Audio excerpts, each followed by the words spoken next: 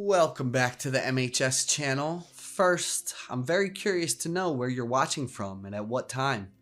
Feel free to share in the comments below. Also, if you have any feedback or suggestions for how the channel can improve, don't hesitate to leave a comment. My story begins in the summer when I was 14, in a quiet town. I am Logan, a mischievous and somewhat stubborn boy, like any other teenager. I moved to the town when I was 10 years old with my parents. The town where I lived was nothing special, just a quiet place, far from the busy and noisy city.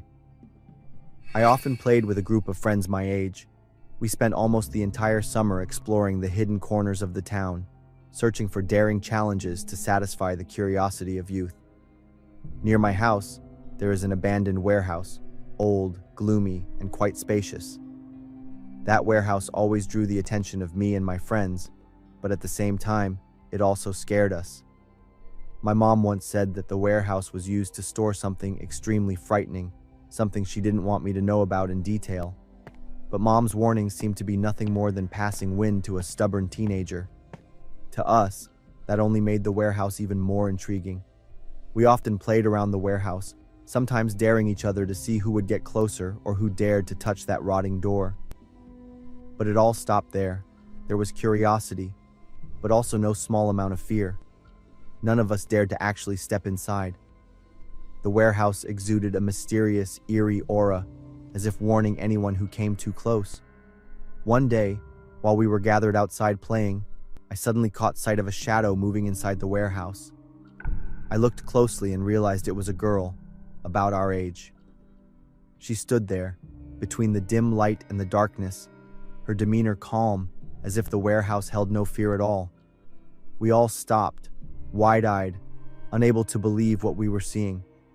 How did she get inside? And why did she dare?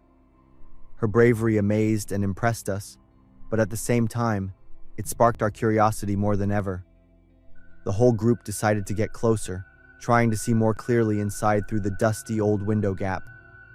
Each of our steps was slow, as fear tightly gripped each of us.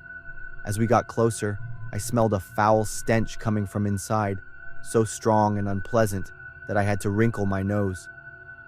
My friends started to shudder, and a few of them immediately vomited, unable to hold it back.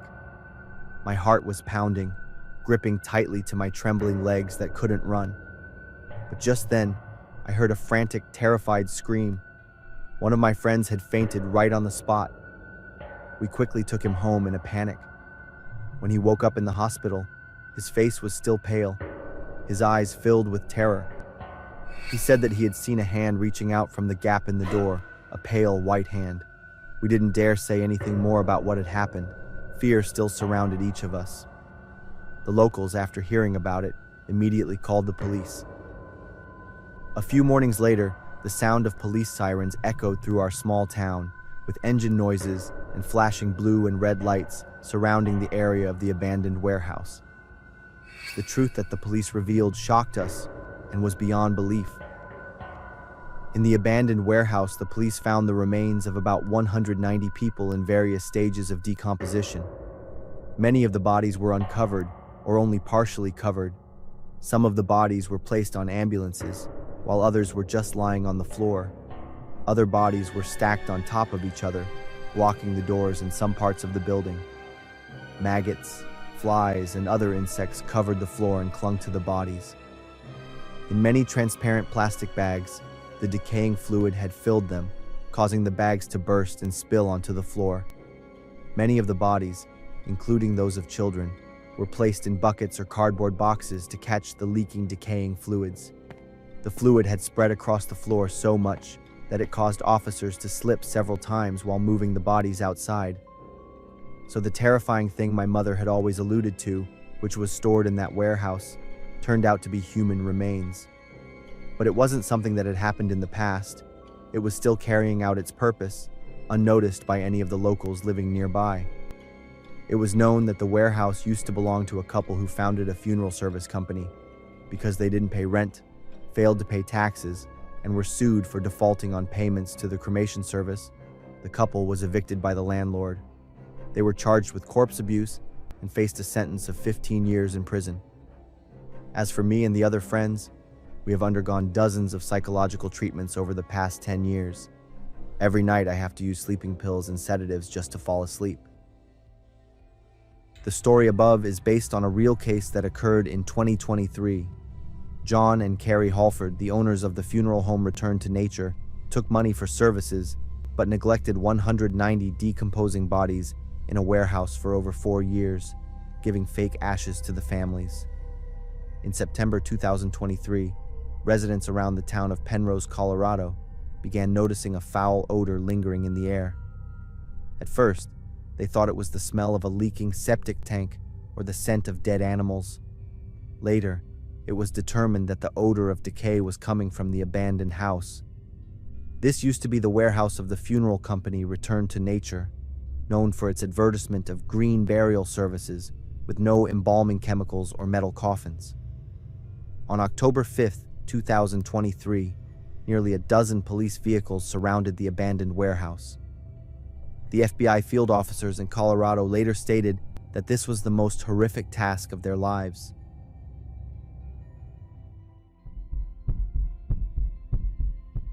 I am Chris, 32 years old, a normal man living in the suburbs of Detroit with my wife and young son. My family's life is not wealthy, but we always try to keep everything stable, and even in difficult times, we still give each other warmth. To save money, I often sell items I no longer need on Craigslist. That was how I started a chain of horrifying events I never imagined.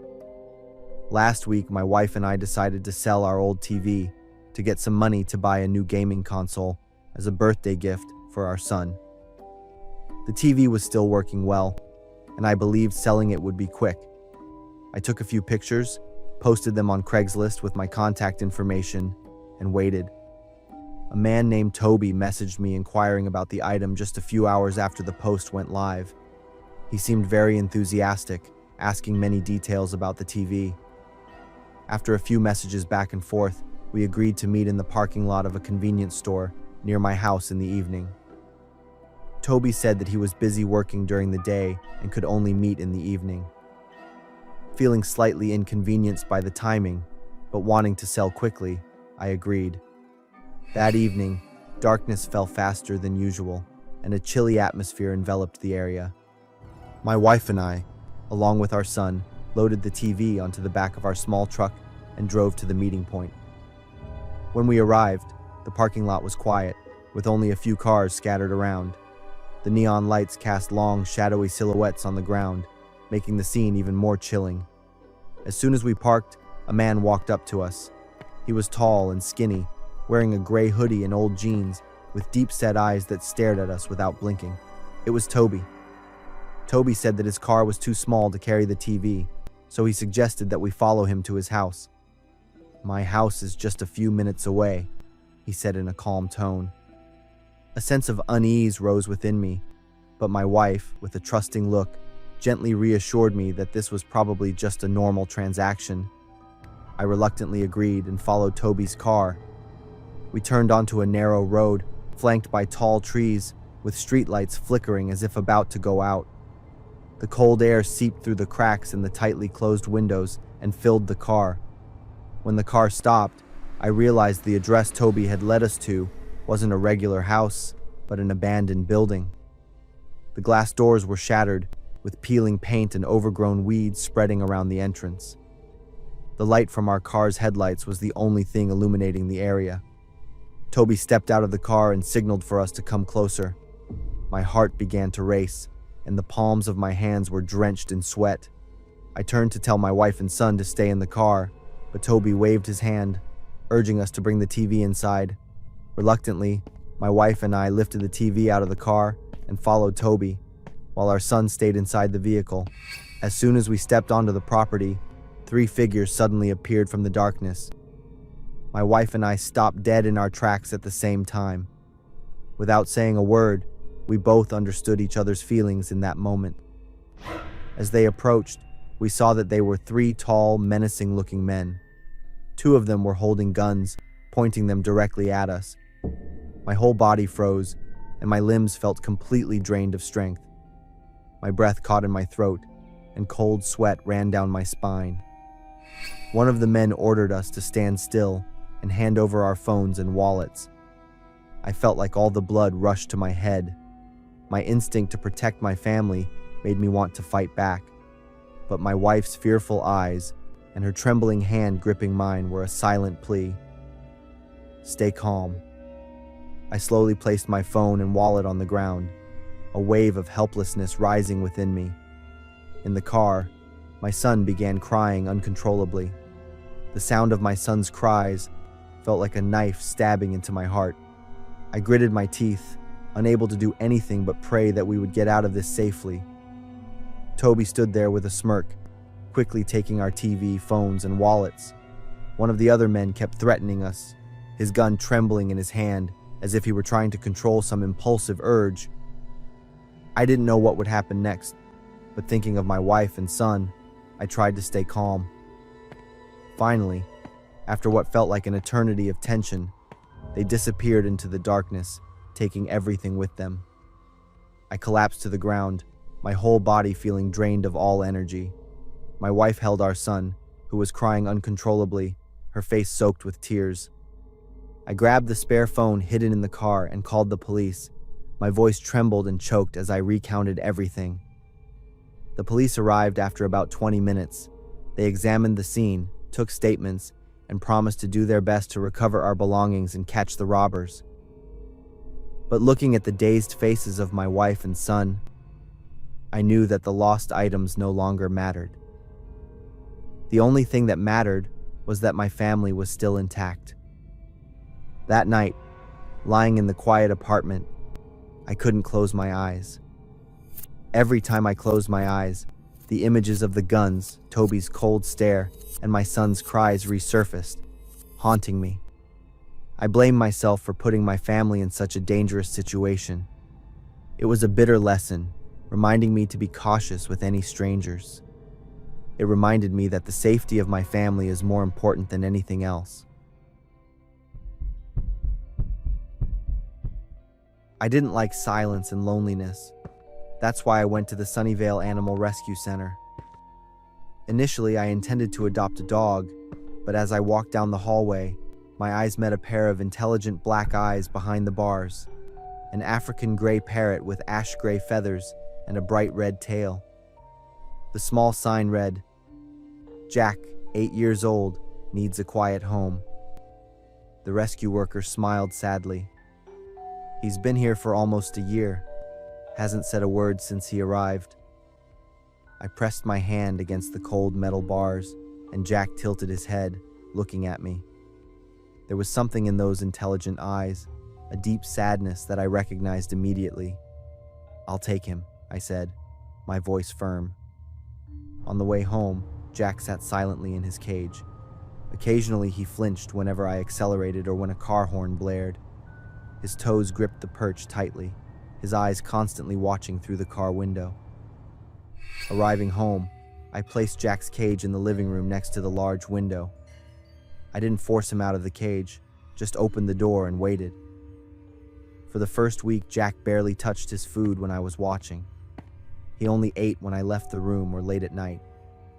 Sometimes, I woke up to a soft rustling sound and saw his silhouette moving in the darkness. On the 10th day, Jack finally tentatively stepped out of his cage.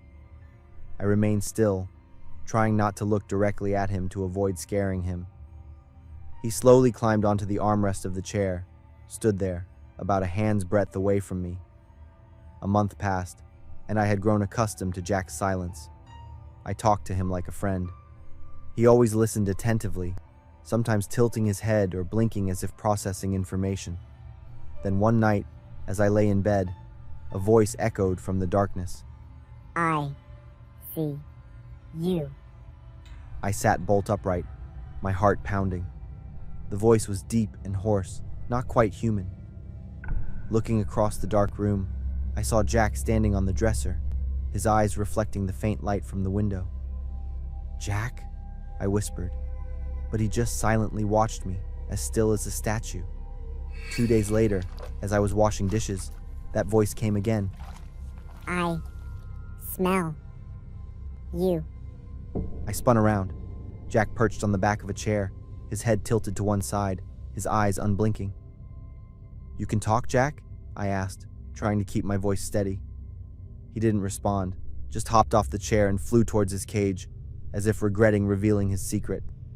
That night, a scream tore through the silent air, jolting me awake. It was a woman's scream, desperate and utterly terrified. No. No.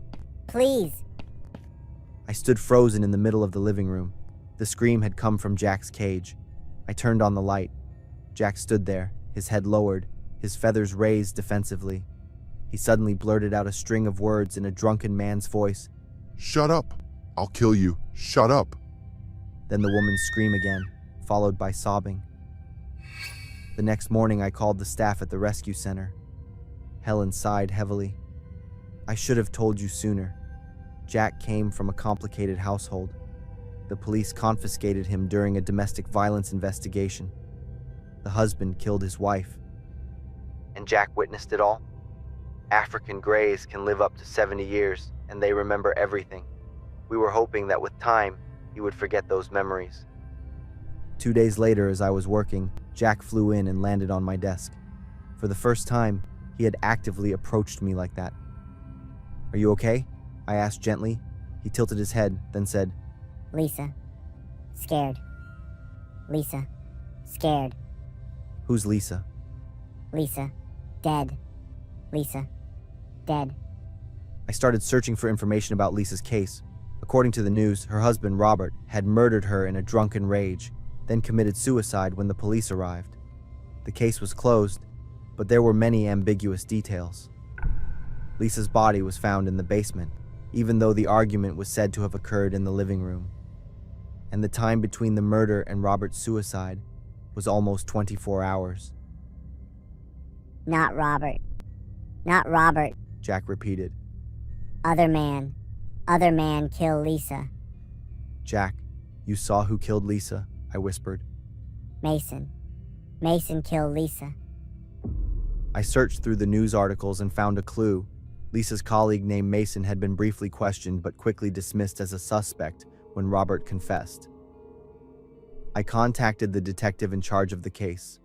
Initially, he was skeptical, but when I shared details that only Jack would know, he started to pay attention.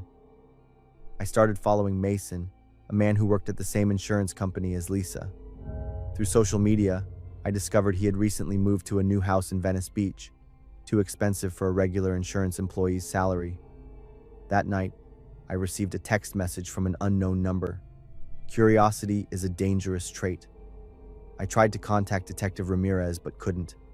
A noise echoed from the back door. Someone was trying to break into my house.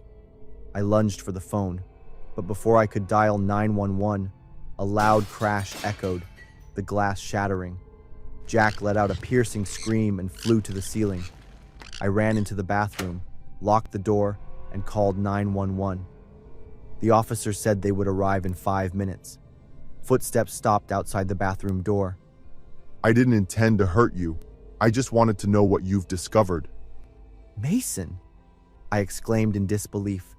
Suddenly, Lisa's scream came from Jack's beak, along with Mason's words from that fateful night. "Shut up! You know too much!" "Damn parrot," Mason whispered. Without thinking, I flung open the bathroom door and lunged out. Mason was reaching for Jack's cage, a gleaming knife in his hand. "No!" I screamed and threw myself at him. We crashed to the floor, wrestling for the knife. Mason was much stronger than me, and soon I found myself pinned down, the blade pressed against my throat. In that desperate moment, Jack suddenly swooped across the room and flew straight into Mason's face. His sharp claws and hard beak attacked mercilessly. Mason screamed, releasing his grip on my throat to cover his face. The knife clattered to the floor. Blood flowed from multiple wounds on his face as Jack continued his furious assault, flying around his head like a black whirlwind. Mason roared, swinging his arms wildly. I lunged to the corner of the room, grabbed the lamp. Mason had gotten to his feet, blood streaming down his face, his eyes wild. As he lunged towards me, I swung the lamp with all my might, hitting him in the head. Mason staggered but didn't fall, still advancing. I backed away, hitting the wall, with nowhere left to go. Just then, the wail of police sirens filled the air. Mason's face contorted in rage and desperation. He turned, intending to run out the back door, but Jack swooped down again, his claws tearing at Mason's eyes. Mason screamed in agony, stumbled, and fell, his head hitting the corner of the coffee table with a sickening thud. Police officers rushed in, guns drawn. I slumped to the floor, exhausted and trembling. Jack flew to my shoulder, a feathered comfort. "You're safe now," an officer said. Half an hour later, my house had become a crime scene. Mason was still alive, but severely injured. Detective Ramirez arrived, his face grim as he took my statement. Mason was the beneficiary of a large insurance policy Lisa had taken out, a detail overlooked in the initial investigation. So Robert wasn't the killer? We believe he was murdered, and it was staged as a suicide. When the police officers left, I sat down on the sofa, feeling exhausted, but strangely at peace. Jack flew over, landing beside me. For the first time, he nuzzled his head against my hand, an affectionate gesture he had never shown before. "Thank you," he said in his own voice.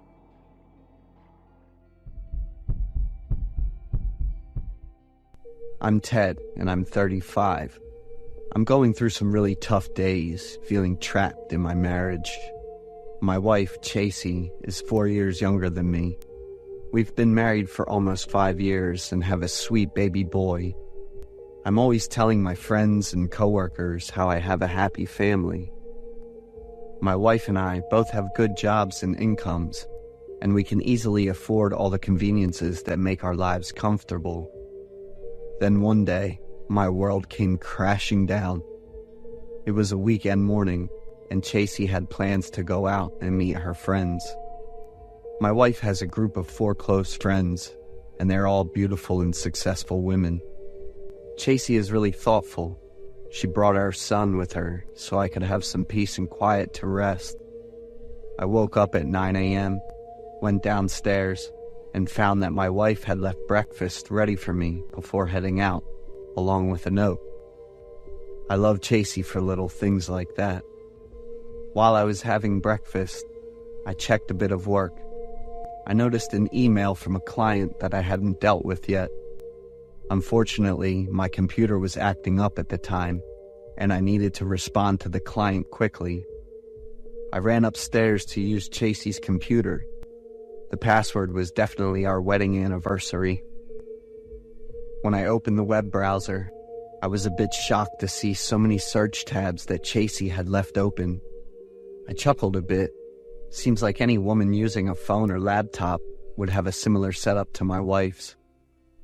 But that smile quickly faded when I started reading through it. What are the divorce procedures? It took me a few minutes just to carefully read that short line, and all I felt at that moment was anxiety. Check the date of that search. It was from a month ago. But even after a month, everything in my family seems normal. I kept looking through the other search tabs and proof of separate property when divorcing, conditions for child custody, what should I do when my husband cheats, how to hurt a traitor. The more I read, the more scared and panicked I felt.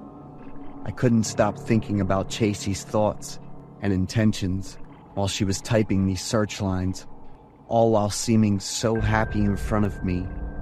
Why could this be happening? There were many other searches from Chasey that reminded me of those creepy anatomy scenes in horror movies. My body was cold, but I was sweating heavily and my heart was racing. I need to let Katie, one of Chasey's close friends, know about this. The phone is ringing, but why isn't she answering? "Ted, honey, I'm home." Chasey's call made me jump like a coiled spring. Chasey's laptop hit the floor with a loud bang. I had never been so scared of my wife. I quickly picked up the laptop, tried to remember where I had found it, set it down, and answered Chasey. You are home? I had just walked out of the bedroom when Chasey arrived at the same time. Facing my wife, I was tense and anxious, even though she greeted me with her familiar smile. Where's our son? I left him with Naomi. He's going to the amusement park with her daughter. I smiled and nodded, trying to figure out what to say next. Guess who's coming to visit us today? In front of me, Chasey pulled Katie's hand closer. I felt dizzy all of a sudden. Chasey flashed a bright smile, looking at me and then at Katie. I could tell how tense Katie was. She looked at me with a pleading expression. I looked at Katie with a face full of questions and helplessness.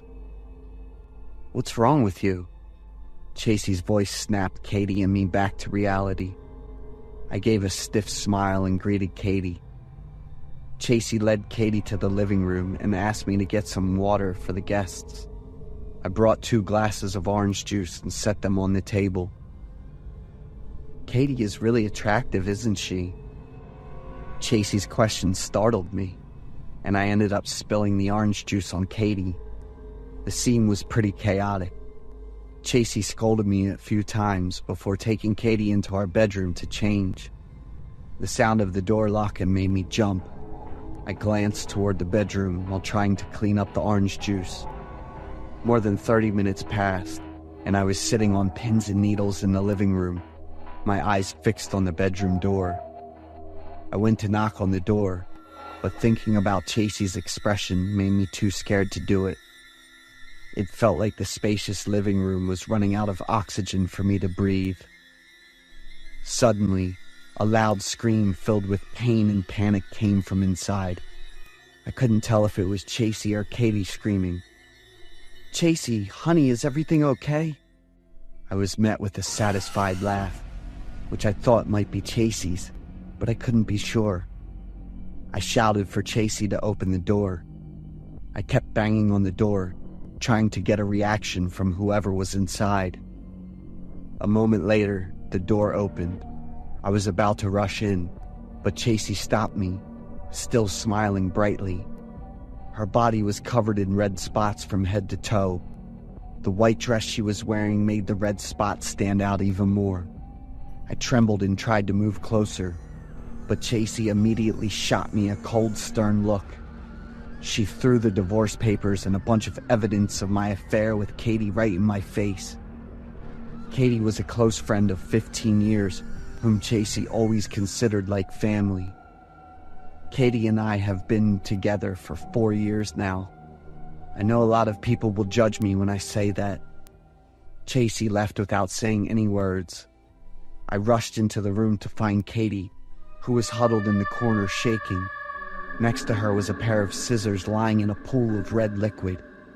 Katie rushed to hug me and cried, but she was completely fine and healthy.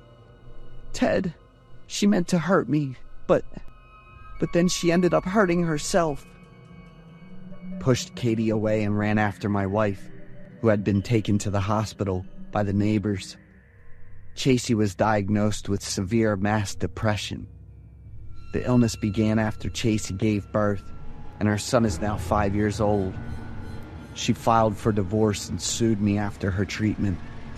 Watching my wife and son leave, I felt overwhelming regret. I had it all, but I messed it up. So what can I do to get Chasey's forgiveness and make my family happy again?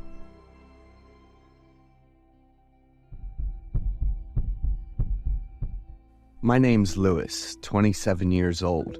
I graduated from University of California, Berkeley, majoring in museum collections and studies.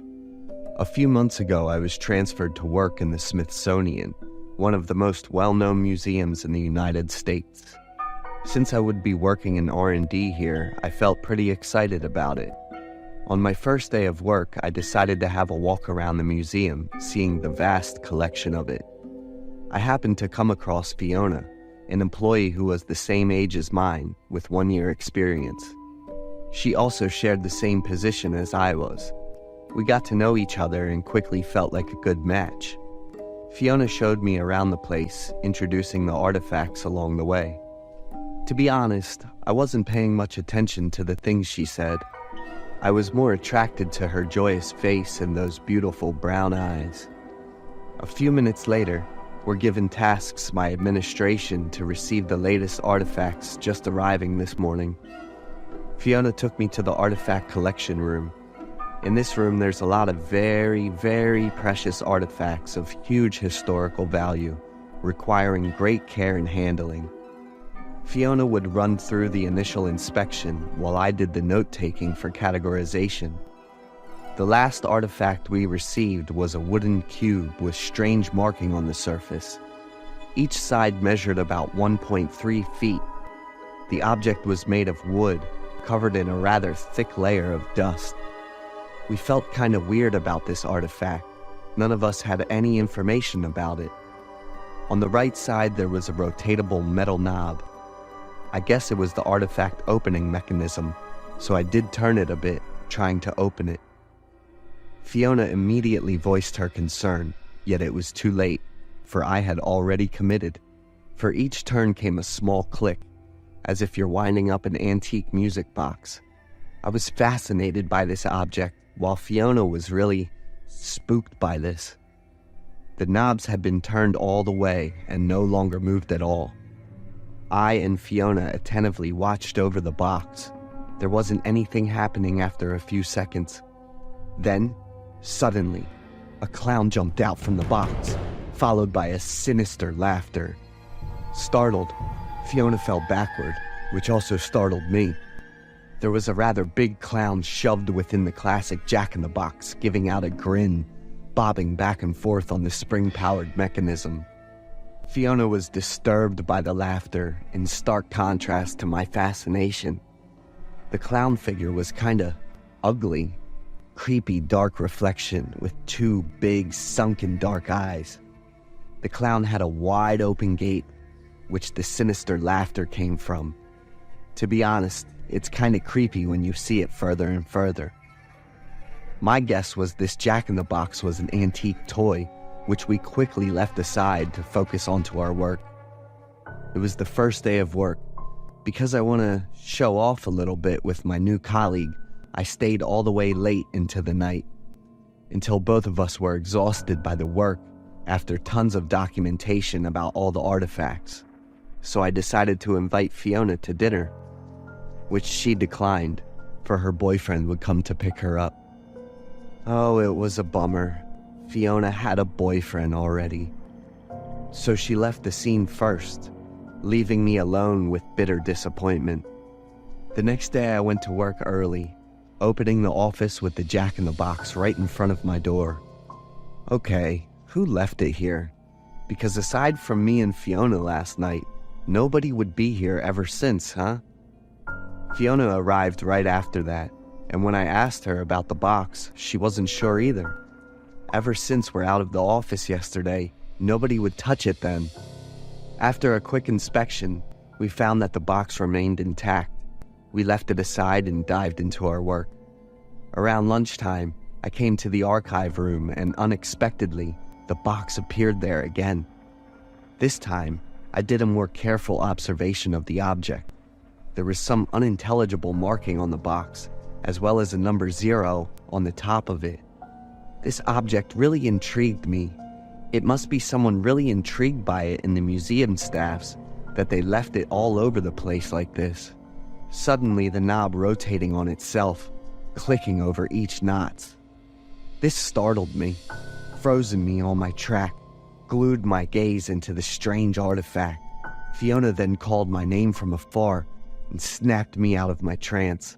The box suddenly stopped turning on its own, too. Fiona asked me why I was idling for such a long time. I answered back with my experience and questions about the mysterious box. She put that aside immediately, telling me about the incoming expo. We would have a lot of work to do. The mysterious box was an unnecessary distraction.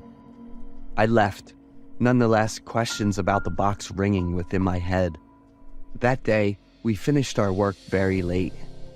Yet we're contented. We'd made good preparation for the incoming exhibition. So needless to say, our frustration when we arrived to work the next day. Everything we'd prepared was now all over the place, some heavily damaged with blood running all over. In the corner was a body of a robust man, wearing dark clothes with a black-colored balaclava that was now torn heavily from his badly bruised and lacerated body. On his neck was a bite mark that was too wide and deep. The bite mark clearly wasn't of human origin. The police arrived quickly, cordoned off the crime scene, and we had no other choice but to cancel the exhibition. The museum suffered heavily due to many precious artifacts suffering irreparable damage. A quick investigation told us that the dead man was indeed a museum thief. Cause of death was announced to be heavy exsanguination, yet the evidence toward the perpetrator was nowhere to be found. The police kept every one of us round up for investigation. The days afterward were hell. None of us, me and Fiona including, could have enjoyed the atmosphere here. And the creepy things didn't stop there. Another day, our project manager also disappeared. He hadn't been around for many days now. Also, no traces of him running away were discovered. I had just been working for half a month, but many bad things had been going on here already. One late night, when I was walking across the hallway to go home, suddenly I spotted something down in the darkness. Attentively listening, I immediately recognized it to be the Jack-in-the-Box. I wasn't wrong. It was right there, down the hallway. I suddenly felt something wasn't right about this artifact. Carefully picked it up. I could feel the knob automatically turning. The sensation made the hair on my back puff up. Even weirder, I could see the number on it slowly turning into number 2. Suddenly, over the dark corridor, there appeared a dark shadow, which seemed to be a man, a very tall man, dressed up in raggedly strange clothes. I stopped dead on my track in a sudden dread, before slowly regaining my composure, getting closer, and yelling out to see who that person was. A loud, crazy laughter echoed from the dark corridor, hit me like a truck, prompted me to drop the box onto the floor. The laughter was exactly like the one from the Jack-in-the-Box. I was frozen and dead, unable to move any muscles. On the other side, as soon as Fiona called out for me, the shadow and the creepy laughter disappeared. Instead, it was her silhouette appearing on the wall. Everything happened way too fast for me to know what happened. I wasn't sure if it was real or just all my imagination. So I decided not to tell Fiona what had happened. But I told her that I was going to put the Jack-in-the-Box aside to archive room and head home soon. When I headed for home, Fiona was there waiting for her boyfriend. The next morning, Fiona didn't go to work. I was shocked when I was told that Fiona had been admitted to the ER last night. When I came to visit, Fiona was in a deep coma with countless wounds on her body. On her neck was a similar bite mark to that dead museum thief. Her boyfriend told me when he came to pick her up, he heard a call for help and some crazy laughter in the dark. When he found her, she was already in a deep shock, blood covered all over her body. I came back to work with a lot of thoughts in my head. First thing first, I needed to test my theory, so I brought out the box, seeing the number lingering between 2 and 3. So if Fiona completely passed away from the assault, the number would completely turn to 3? I decided to turn the box's knob, prompting the creepy figure to pop out, which I looked at closely, trying to figure out what it truly was. Later this afternoon, the police discovered the body of our project manager on the rooftop of the museum complex. He died due to the combination of blood loss and similar wounds, just like Fiona and the thief. Also, at the same day, a man with a lot of wounds and healing scars came forward to meet me. He confessed to be the second thief of that night and luckily survived the attack. He wanted me to discuss a few things. I took him into my office under the escort of the police. The man could no longer exude his emotion after the badly mauled face, yet I could read the fear, the terror within his eyes. His name's Owen, and the other thief who couldn't make it was Gary. That night, they planned the heist meticulously, and Gary, upon seeing the box, put it into the trophy bag. It was almost perfect, until suddenly, the creepy laughter came together with the sound of a winding knob. Owen could clearly remember the giant of a man, dressed up in an ancient outfit of a clown, a jester, attacking both of them. He was supposed to be another victim, but he fought tooth and nail to escape death. Owen lifted up his sleeve, showing up a giant bite mark, still bloodied, and had no time to heal yet. I knew Owen came to me due to the fact that I was the only one who would believe him. As we were exchanging our words, suddenly, the jester creepy laugh echoed from the dark corner. We turned around and were greeted with the sight of the Jack-in-the-Box. Okay, how the hell did that thing come here without any of us noticing? The terror-induced clown stood looking at us, twisted and turned its body side to side as if taunting us. Do you think that Lewis and Owen could have escaped the attack of the clown?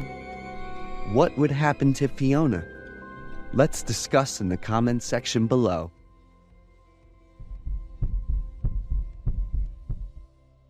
I'm Ryan, 25, and I live by myself in a cheap apartment in Boston. I didn't go to college. I moved out, got a job, and have been living on my own since I was 18. My family's not rich, so I just didn't want my parents to stress out over me. Even though I still live in the same city, I only visit home occasionally because I'm pretty busy.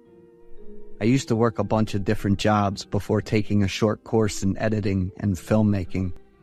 It was my dream since high school, but I ended up giving it up. I was set on becoming a professional cameraman. I bought an expensive camera on installments and started posting my info and work on job site. I didn't care about the salary. If someone reached out, I'd take the job to improve my skills. After almost a week of posting in all 15 groups, I didn't get any comments, messages, or calls. But I didn't give up. I kept looking for opportunities. And then I came across an article. They didn't require experience in filming, just that you be flexible with your time. And the pay was really generous. It felt like I'd just found the light switch in a dark room. Without hesitation, I texted the account that posted the job ad right away. My message was read within a second. But instead of responding to my greeting and introduction, that person went straight to the request. The visual needs to be sharp, especially at the climax. I thought he might be a guy who creates content for various platforms. This job was trendy at that time and wasn't too hard to do. Maybe he has an idea and needs someone to collaborate with. What kind of content are you working on? Can you do night shoots? Sure, if the content needs it. Can I see the script? I want to prepare as best as I can. 12 a.m., Friday. Last train at Park Street subway station. The conversation didn't seem to flow together. That was the last message he sent, and he wasn't online or active on his personal account after that. Looks like this wasn't even the main account. 3 days later, I was still unsure if the appointment was actually going to happen. On Friday, I kept my eyes glued to my phone. I was really looking forward to this job since I needed the money. Around 10:30 p.m., I fell asleep on the sofa, and when the phone rang, it made me jump like a spring. Are you ready? My sleepy brain was trying to wake up and figure out what was going on. Red jacket, baggy pants, and black shoes. Look for me with this description. I still don't know your name. There was a long beep on the phone before I could finish my sentence. I quickly grabbed my stuff and headed to the meeting place. 11:30 p.m., I got to the subway station. It wasn't too crowded, but it wasn't empty either. It was mostly young people like me. Some were there for dates, some were rushing home, and some just wanted a spot to check their phones. I brought my camera, walked around slowly, and didn't see anyone matching the description the guy gave. After circling around and coming back to where I started, a bright red jacket caught my eye. Baggy pants and black shoes. It had to be him. I approached and he was wearing a huge hat that covered most of his face, plus a black mask. Maybe he didn't want to show his face in the video.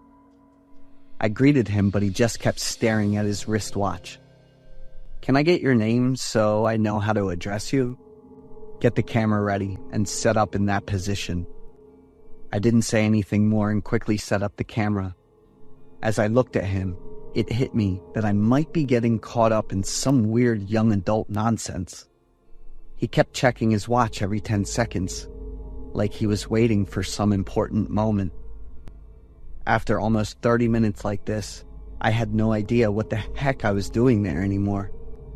I walked up to him and said, "I need to know exactly what I'm supposed to be doing here." He kept looking at his watch, then stood up and cut me off as he did. "Get to your position and start filming when I give the signal."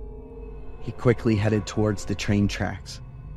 I went back to where I had set up my camera, adjusted the angle a bit, and kept an eye on his every move. He walked while checking his watch and stopped right at the edge of the tracks. He turned towards me, raised his hand to signal, and I pressed the button. That's when my job officially began. The train was coming from behind him with its siren blaring. At that moment, I thought to myself that this dude had some guts. I kept adjusting the angle and making sure it looked right. But then, he turned around and pushed the woman standing next to him. She fell towards the oncoming train, and then dark red blood mixed with pieces of flesh, a strong fishy smell, and screams. The scene was like a horror movie mixed with chaos, almost like something out of a mental hospital. I was frozen, and a few people ran into me and the camera. That guy had disappeared, and I realized I was involved with him. I was helping a murderer. Just like everyone else, I panicked and ran, leaving the camera behind. I sat in my room trembling non-stop as that scene played in my mind over and over again. The next few days I just hid in my house, feeling like a disgusting death row inmate. I was certain the police would show up any minute. My camera was left behind, with my fingerprints on it, and it had recorded everything clearly. There were moments when I thought about calling the police, confessing everything, and claiming I had nothing to do with the murderer. But who would believe me? A week passed and nothing happened. I kept up with all the news. The police were still investigating the case, but there was no mention of the camera. Living in constant anxiety left my nerves and body completely drained. This morning, 13 days after that horrible night, I got a package. It was pretty heavy, with my information on it, but no sender details. I opened it up, and it was my camera. There were a few scratches, but it was still in pretty good shape. There was a very thick white envelope inside, packed with cash, a total of $3,000. "You did a great job. The video quality is very clear. Here's your payment. I'll need you for upcoming projects."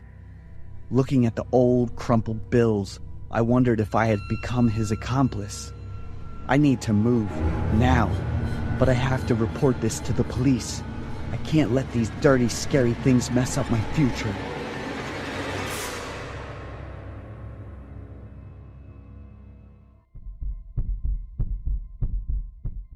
I'm Baron, a 28-year-old lawyer. I barely escaped death. It was really terrifying. I'm still in shock. I'm thinking about moving to a new city once my health is in a better place. I left my job a couple of months ago because I didn't see any chance for promotion. After a gap time, I started looking for a new company. With my experience and qualifications, I got an interview just 3 days after sending in my resume.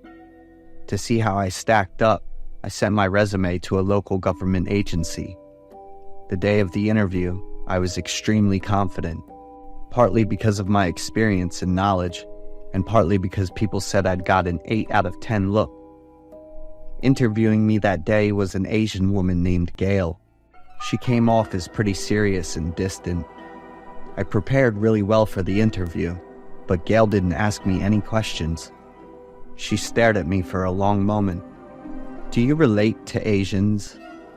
I was a bit surprised by her question and took a while to answer.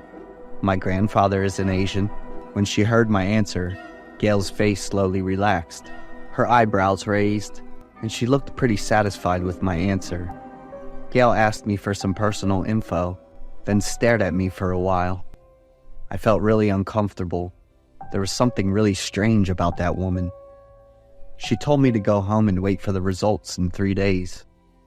A little over a day later, I got an email about the interview results. The weird thing was, I passed the first round without even showing what I could do. The email included an appointment to discuss the job with the state's mayor before I accepted it. Honestly, I was about to turn down the job because I kept thinking about the interview the other day. I just think I'm not a good fit for the work environment. But when I saw the meeting appointment with the state mayor, I decided to go. It was a huge honor for me. I arrived for my appointment 10 minutes early.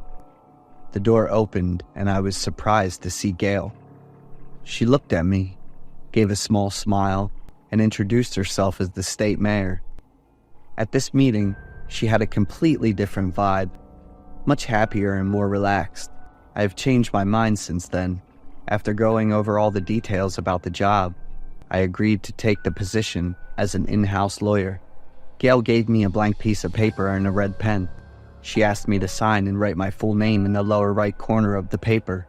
I just did it without asking any questions. Gail showed me to the office and introduced me to everyone. They looked at me with strange and surprised eyes. After saying hi, I went to my seat and started working. A colleague came over to chat with me. His name was Thomas, and he's a state legal expert. Thomas was very friendly and talkative. He made me relieved. At the end of my first day, I left with Thomas. It turned out we lived in the same neighborhood. Thomas talked a lot about work, but as soon as I asked about the mayor, his attitude totally changed. She was very nice, but that was long ago. Since her daughter died in a car accident, she seems like a completely different person. What Thomas shared made me even more curious. Before I could ask him anything else, the mayor showed up, and Thomas went pale. He quickly jumped in his car and left without saying a word. She looked at me and smiled gently. I can see that Gail wasn't like what Thomas said. At night, I dreamt about meeting a girl. I couldn't see her face, but I remember her tiny figure and gentle voice. The next day at work, I went to the office to say hi to everyone, but no one responded. Not even Thomas. He's been avoiding me, and even seems scared of me. While I was working, I heard someone calling and looked around, but everyone was still focused on their work. I thought I must have heard wrong, but then the call came through again. I heard a girl's voice calling my name, really softly. I looked around the room, confused. There weren't any female employees here.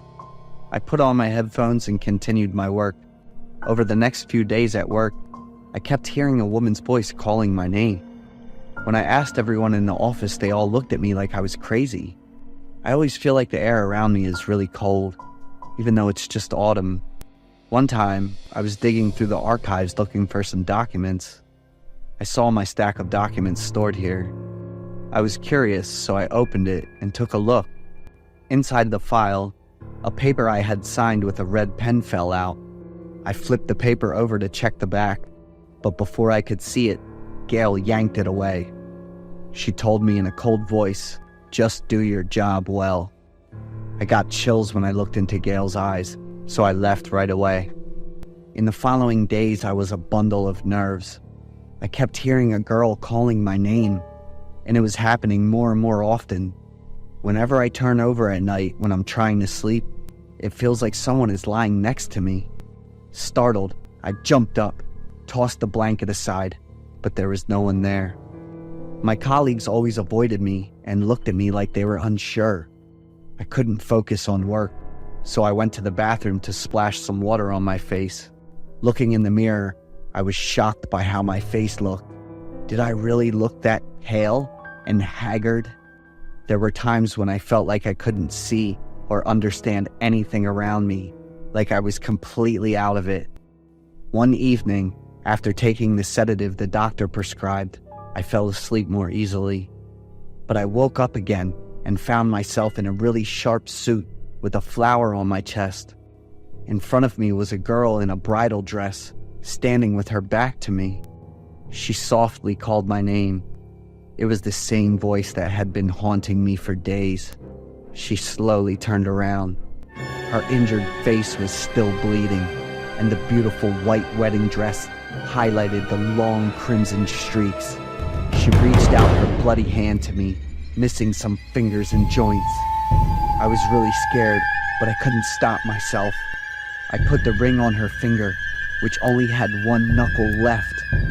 My chest felt heavy, so I jumped up, looked around the room and gasped. I put together everything that had happened. When I got to the company, the first thing I did was look for my file.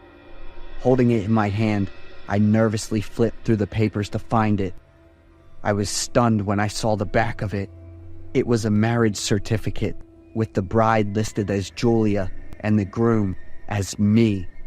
It wasn't just an ordinary marriage certificate. There were all these weird characters written on it. It's kind of like a talisman, I guess. I'm not really sure. I went straight to Gail and asked her about it. The woman went totally crazy, laughing and crying all at once. She talked about her poor daughter, who passed away on her wedding day. The wedding ceremony was just as happy and warm as any other couple's. They got in the car and drove off, with everyone cheering and wishing them well.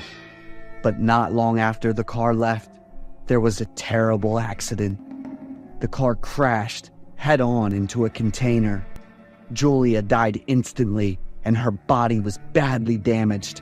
Her husband survived, but he had to live the rest of his life in a vegetative state. Gail is trying to find someone to marry so her daughter's soul won't be lonely. When she met me, she thought it was fitting that I'm partly Asian. I ripped up that damn marriage certificate and burned it while Gail screamed desperately.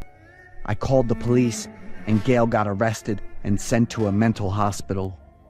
I quit my job right away, but obsessing over that girl turned my life completely upside down. I don't blame Gail anymore. I just feel sorry for her and sympathize with what she went through. It was all because of the immense pain she felt after losing her daughter.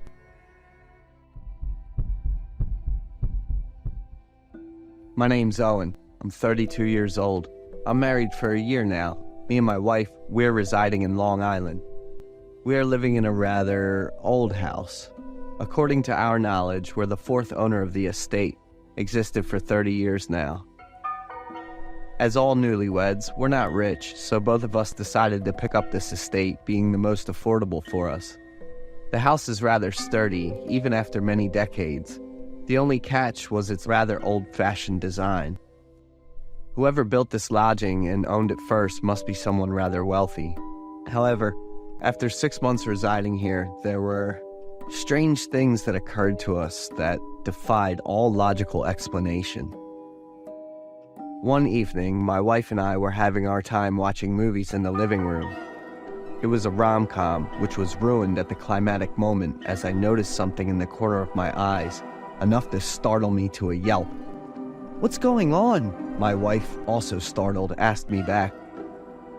"There's a pale woman behind the TV, hon." She just laughed it off, saying that I'm seeing things, despite the fact that I've tried to describe that woman for her. Pale white figure, sunken eyes, but she wasn't buying it, telling me that I was hallucinating things that weren't there.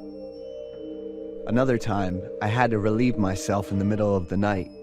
When I was in front of the sink and watching myself in the mirror, she came to me again. She was right there behind my back, and this time I was able to see her more clearly. Emaciated, pale, with sunken eyes. The sight was more than enough to send me running to a panic attack. The third time I saw her was when I was cleaning the floor. She was walking rather heavily, slowly toward the basement behind the main house. She was wearing a long dress, the type of which went out of fashion many years ago, singing along the way, with her haunting voice echoing along the hallways. She looked pregnant with swollen abdomen. This time my wife did consider what I told her, but she instead thought of me having psychological issues due to overworking. Why the heck am I the only person seeing things when my wife's immune to that shit? So I decided to purchase a more modern house in downtown area with a 20-year payment plan terms. I would go nuts staying here any longer. The house now I'll redecorate and put it for rent. To fasten the paces, I chose the hourly rate cleaning service. There were too many things to clean up here, so it took more than a day to complete. With cleaning up complete, we have finally decided on what to carry forward and what to discard. However, the two cleaning staffs said about a rather heavy metal chest in the basement that they would like to have me help in carrying it upstairs. I knew about this chest the day we moved in, but due to it being very heavy, we decided to leave it there for good. It took all four of us a lot of work to finally haul it out of the basement area. With things finally arranged, except for the heavy chest, we could finally rest. Tomorrow I'd deal with it. Likely it would need to be towed away. That was our final night here at the old house. However, weird things started to come up again. There's a lot of creepy sounds coming from the metal chest. First was the weeping of a woman. Then came loud bangs echoing from within the chest. Last but not least, the wailing of a child wheezing from within the accursed object. I could barely sleep while my wife's sleeping soundly that night. The next morning, having enough of it, I decided to open it up. My wife nagged at me for being unreasonable, but I couldn't stand it any longer. I felt an urge to open it up, to come to terms with all of my suffering. So I pried it open with all my strength. A nasty smell from within assaulted my sense of smell, gagged me up, forced me to vomit under such nauseating stench. My wife threw me a look of concern. For her, I was being unreasonable, and now was reaping the consequences. After calming myself down, I decided to look inside the chest, and immediately regret that decision. The first thing I saw was human feet, then arms, and finally, a human face. All was submerged within a fluid of something like paint. Now thinking back, I wished I did have a mental issue like my wife said. At least I could forget what I'd seen there. So I called the police, fighting the nausea the entire time. The police said it was the body of a woman. She was heavily pregnant at the 9th month by the time she was dead. Needless to say, we were in a state of shock and panic at the news. She was found shrunken to a fetal position, still clutching within the out-of-fashion long dress. The same one that I had seen her in the mirror with. After thorough examinations, they found the chest originated from an industrial factory only 12 miles away. However, the chest model was out of commission a decade ago already. Me and my wife, we also provided the information of the previous owner to the police. They quickly found the third and second owner after backtracking, tracing it up to the very first owner. The two previous owners claimed that the chest had always been there when they moved in. That thing, however, was so heavy that they all decided to just leave it there, and then it was forgotten. So the police searched for the first owner. His name's Thomas, the builder of this house, and also the owner of that previously mentioned factory. However, he'd passed away 3 years ago due to a heart attack. Thomas had a wife and a son who's almost 30 years old now. After mentioning about the body in the chest, They claim no knowledge about that. Thomas divorced his wife when his son was only 4 years of age. She's been living away for all this time, only receiving alimony arrangement from her previous husband. Because it was related to Thomas, the body within was likely his mistress. So the police suggested a DNA test of the unborn child and Thomas's son. The match was solid at 25%. They were indeed half-siblings. The case, however, was only 50% completed. There's still a lot of questions going unanswered, like who's the killer and what's the motive for the killing. But the most haunting for me was when I was looking at Thomas's picture. He and I were uncannily familiar.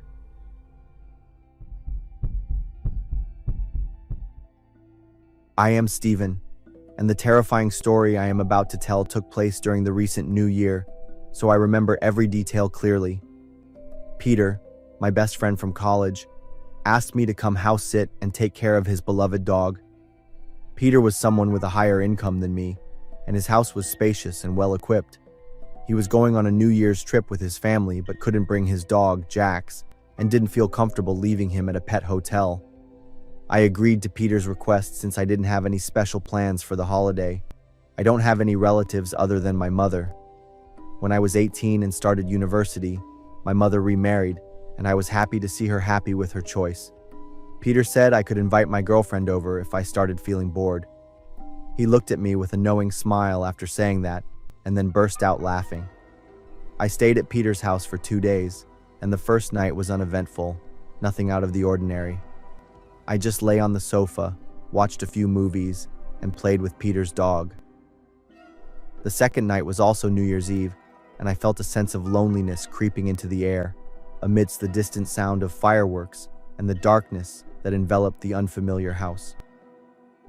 Though I tried to enjoy the special atmosphere as the moment of the new year approached, I couldn't shake the feeling of isolation, a touch of sadness lingering within me. I decided to invite my girlfriend over. She said she would be a little late because she was having dinner with her family. It was around 10 p.m. I was lying on the sofa and absent-mindedly yawning a few times when I heard a knock on the door. I thought it was my girlfriend, so I happily ran to open the door. But standing in front of me was a completely unfamiliar girl. She introduced herself as Peter's girlfriend and said she had come to collect a few things she had left behind in his bedroom. I stood frozen for a moment, staring at the girl, but it wasn't her that caught my attention. It was the surprise that overtook me. I was surprised because Peter had never mentioned having a girlfriend in any of our conversations. We were very close and shared everything. I couldn't believe that he had a girlfriend and never told me about it. However, the girl seemed confident and at ease, as if she really knew Peter and this house well. Still, I remained cautious and tried calling Peter to confirm instead of letting her in right away. But the call went unanswered. He was probably busy with the party. I didn't want to make things difficult for the girl, especially since she kept insisting that she was Peter's girlfriend. After a moment of hesitation, I decided to let her into the house. She quickly made her way to Peter's bedroom. I stayed in the living room, watching TV. But honestly, I couldn't shake the feeling of curiosity, and there was still a bit of surprise lingering in my mind. A little while later, she came back downstairs, thanked me, and left without taking much. I sighed in relief, telling myself that I had reacted a bit too stiffly and skeptically. I returned to the dog and resumed watching the show, trying not to focus on the confusing thoughts in my mind. About half an hour later, my phone rang. It was Peter calling back. The sound of music, clinking glasses, and laughter. He was still having a great time at the New Year's party. Peter was concerned about his dog when he saw my 2 missed calls. After hearing me talk about the girl from earlier, Peter was silent for a moment. He stepped away to a quieter spot and told me to explain everything clearly. "Stephen, I don't have a girlfriend," Peter said, almost shouting, filled with surprise, panic, and I could sense a bit of frustration at my carelessness. Immediately my head spun, as if a bell had rung right next to my ear. Peter asked me to describe the girl in detail. I tried my best, but I couldn't remember much, just her body shape and a bit about her hair color. Peter sent me a series of pictures of the girls he knew, and none of them resembled the woman I had met. I kept the phone with Peter and ran up to his room. The valuable items he described, like the laptop, car keys, and watch, were still intact. Peter sighed and remained silent for a long while. He was probably feeling uncomfortable and even disappointed. As for me, I felt guilty for ruining the joyful moments Peter was having. I stayed awake almost the entire night, feeling confused and terrified, blaming myself a lot. I called my girlfriend and told her not to come, as I didn't want to cause any more trouble or discomfort for Peter. The next morning, Peter returned earlier than expected. Even though he didn't say a word of blame or show any signs of frustration, he actually thanked me a lot. But I still couldn't shake off the heavy feeling inside me. In the days that followed, things didn't get any better. One morning, Peter woke up and noticed signs of someone else being in the house. The front door was open, even though Peter was sure he had locked it before going to bed. Some small items had been moved, as if someone had been rummaging through them. A sense of fear filled the house, and Peter decided to call the police. I was there to explain everything that had happened on New Year's Eve. No belongings were stolen, and there were no signs of a break-in from the outside. But the scariest and most haunting feeling is knowing you are being followed, but not being able to figure out who it is. I had no idea what her intentions were, or what terrible things might happen next. Every night, Peter would hear small sounds echoing through the house. The sound of the floor creaking, footsteps softly padding on the carpet, as if someone was stealthily moving around the house. Sometimes Jax would bark frantically, but when we checked, there was nothing to be found. The atmosphere in the house became incredibly tense and suffocating. Due to work commitments and other relationships, Peter decided not to move to a new place, but to find a solution instead. Peter decided to install the most advanced cameras both inside and outside the house, and from that point on, the strange events ceased. The police continued to monitor the situation for several more months before officially closing the investigation. However, both Peter and I were still very confused, not knowing who that girl was, and whether she was the intruder or if there was another mysterious figure involved.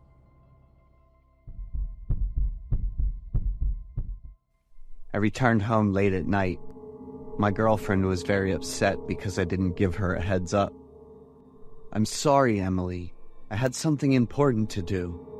Look at this," I said excitedly, while tearing off the wrapping from the item I had just brought home.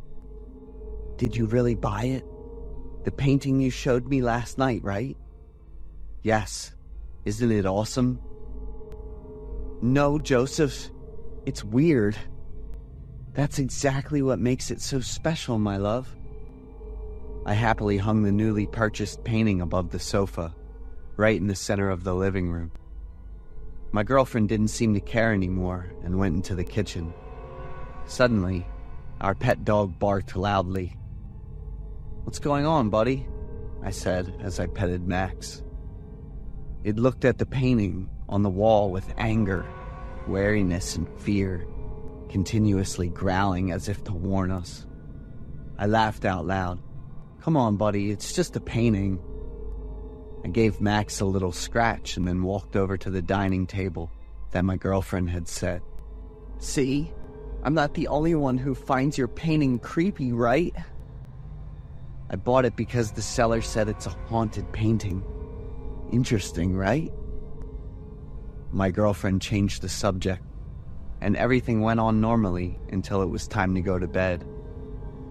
The loud and frantic barking of Max echoed through the house. I quickly ran to the living room, putting my finger to my lips to signal Max to be quiet since it was nearly midnight. Max kept staring at the painting on the wall with an unprecedented, fierce gaze. "Max, it's just a painting. You'll get used to it soon enough." To be honest, I was also quite startled by the painting at this late hour. Dogs always have a keen sense for human emotions. The gloomy, anguished faces in the painting were highlighted by the image of a boy in panic, running away from those faces. Perhaps those images made Max feel uncomfortable. Despite my reassurances, Max remained wary, not taking his eyes off that painting for even a second.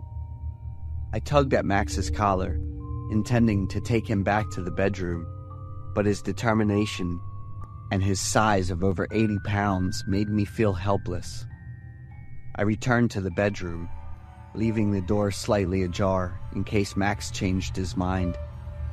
I hugged her for comfort, and soon both of us fell into a deep sleep. I wasn't sure how long I had been asleep when I was suddenly awakened by Emily's loud scream. I sprang up like a spring and dashed into the living room, just as my girlfriend was running toward me from the opposite direction. She hugged me tightly and fell to her knees, and I quickly supported her. "There's an intruder. He's in the living room." My girlfriend's voice came out as if she was struggling for air. I immediately turned on all the lights in the house, gripping a pair of scissors tightly in my hand as I went to check around. All the doors in the house were still closed, showing no signs of tampering. The furniture was intact and in its proper place. Especially Max. If there was an intruder, he definitely wouldn't let him go easily. Max was still sitting, intently staring at the painting on the wall. "Joseph, do you feel like there's something strange about that painting?" I looked at Emily in surprise, then turned my gaze back to the painting. The faces of those people were dripping with streams of red tears. I slowly approached with suspicion and fear. Reaching out to touch the painting, the long red streaks were still wet.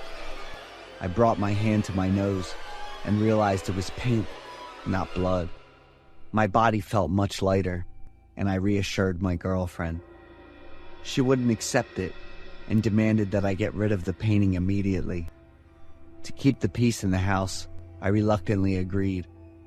The events that occurred just a few hours after hanging that painting left me feeling bewildered.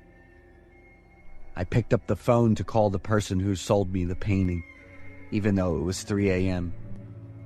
He refused my request for a refund. "As I said, it's haunted. Now it's yours. If you want to get rid of it, the only way is to sell it to someone else." I ended the conversation feeling helpless. Emily didn't say a word.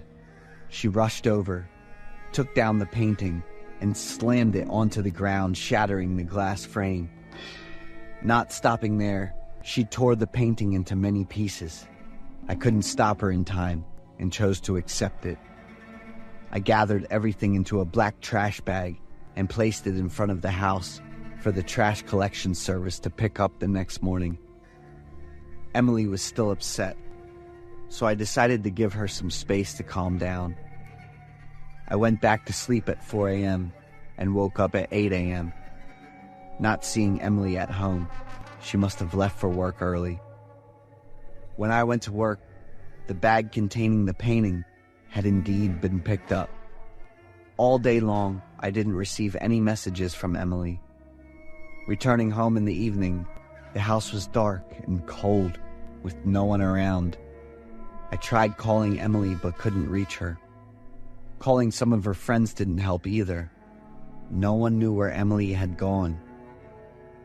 I called the police, but they wouldn't get involved yet, since the time she had been missing wasn't long enough to classify it as a disappearance. I felt that something was wrong, and Max did too. He was sensitive to every sound. By the end of the next day, the police finally got involved, and that evening I received a call. They reported that they had found Emily, but she was not intact. Emily was crushed in the garbage disposal with no clear cause found. She was left with only a few dismembered, twisted body parts, and I felt more pain and despair, regretting that I hadn't listened to her. To overcome this loss and obsession, it's truly difficult for me. It's true that I bought a haunted painting.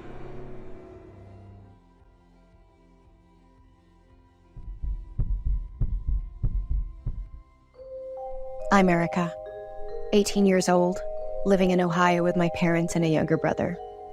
I am really glued to my phone. I can spend hours, even whole days browsing the web. 2 or 3 a.m. is usually when I go to bed every day. And the posture will always be me holding the phone and dozing off. I feel like there's too little time to use my phone during the day. Whenever possible, the only thing I do is sit or lie down and hold my phone. I rarely share my thoughts and difficulties with my parents. Sharing it via text with friends or strangers on social media is easier for me. One day, after having dinner with my parents, I went to my room to do some things and grabbed my phone. I had no one to talk to. I updated a status on my Instagram account. I'm really bored and want someone to talk to.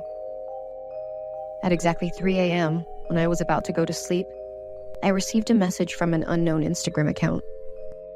"You're not sleeping, huh?" I was quite surprised, staring at the message for a few seconds. But thinking about the status I had updated, I thought someone else might be lonely like me. The typing indicator appeared. A few seconds later, another message made me shiver. "Do you know, demons appear at 3 a.m., accompanied by a red demon face." I felt uncomfortable and immediately blocked that account, wondering who the crazy person was. I continued browsing the web. About 5 minutes later, a message was sent from another strange account. "I will devour you if you dare to do that again." My heart started beating faster. "Don't be scared. I'm just kidding. I'll always be by your side. I'm seeing you very clearly. I can smell your perfume. I really like it." I jumped up reading those creepy messages. Observing around the room, I looked closely at every object, every nook and cranny. I felt scared of the very familiar things I use daily. The sound of a message being sent startled me. "Are you curious to know who I am?" Immediately after, a grotesque picture was sent, and I was so frightened that I dropped the phone on the bed. It took a few seconds to calm down. I went online to search for information about the picture. The Wendigo, a malevolent spirit in Algonquian culture. It's often described as a tall, skinny creature with long, sharp claws. The Wendigo is said to have the ability to transform into a human and eat people. I read every word, and goosebumps covered my body. "Something super surprising is going to happen to you. Wait and see." My heart felt like it was being squeezed, beating twice as fast. I looked around. I didn't know what it was, but I knew it wasn't good at all.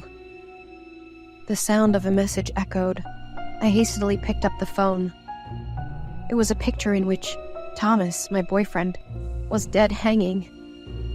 I screamed as loudly as I could, trying to release all the fear within me. "Surprised, aren't you?" I quickly jumped out of bed and rushed towards the door of the room, desperate to call out loudly for my parents' help. Just as my hand reached for the doorknob, the sound of a message echoed again. "I'm behind the door waiting for you. Open the door. Let me taste your blood." My legs went weak, and I collapsed to the floor. I tried to breathe steadily to calm myself down. I dialed my mother's phone, but it couldn't connect. I called my dad, my younger brother, my best friend, but all in vain. I was so scared that I felt like crying. I was trapped in my own room with a flesh-eating demon. The unbelievable and absurd was happening to me. "Don't cry. I'm right next to you." The sound of the message echoed again, and I trembled as I held the phone. Another photo was sent. It was my parents' bedroom, with them lying on the bed asleep. But the figure holding the camera that captured them was eerie, tall and gaunt. Next was a photo of my little brother sleeping. The photographer was so close, yet faceless. In the corner of the image, sharp claws were visible. It felt like I was going mad. I was being tormented and controlled by that demon. Panic, fear, helplessness, everything compressed in my chest as if it were about to explode. The next photo was sent, and it was me, precisely at this moment. I was screaming in agony and despair.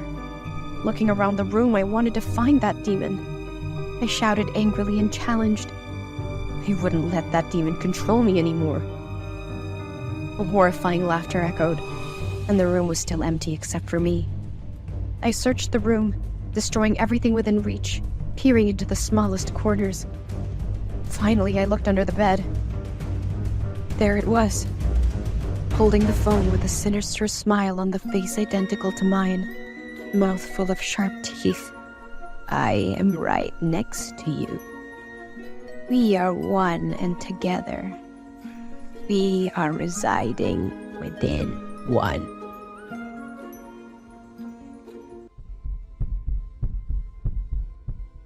I am Devlin. I'm 29 years old. I had a happy family with my parents, my older brother Dylan, who's 10 years older than me, and my sister Donna, who's 7 years older than me. My family wasn't rich, especially when Dylan had got lung cancer at the age of 19. We lived in a house where the rent was almost the same as my mom's salary. Plus, the house was really far from the hospital where Dylan was getting treated, so my parents decided to move. We moved to a big house with enough rooms for the three of us. The house was old, but the rent was half as much, and it was really close to the hospital. My family was going to start a new life here. We always boosted Dylan up and stayed by his side to help him get through his illness.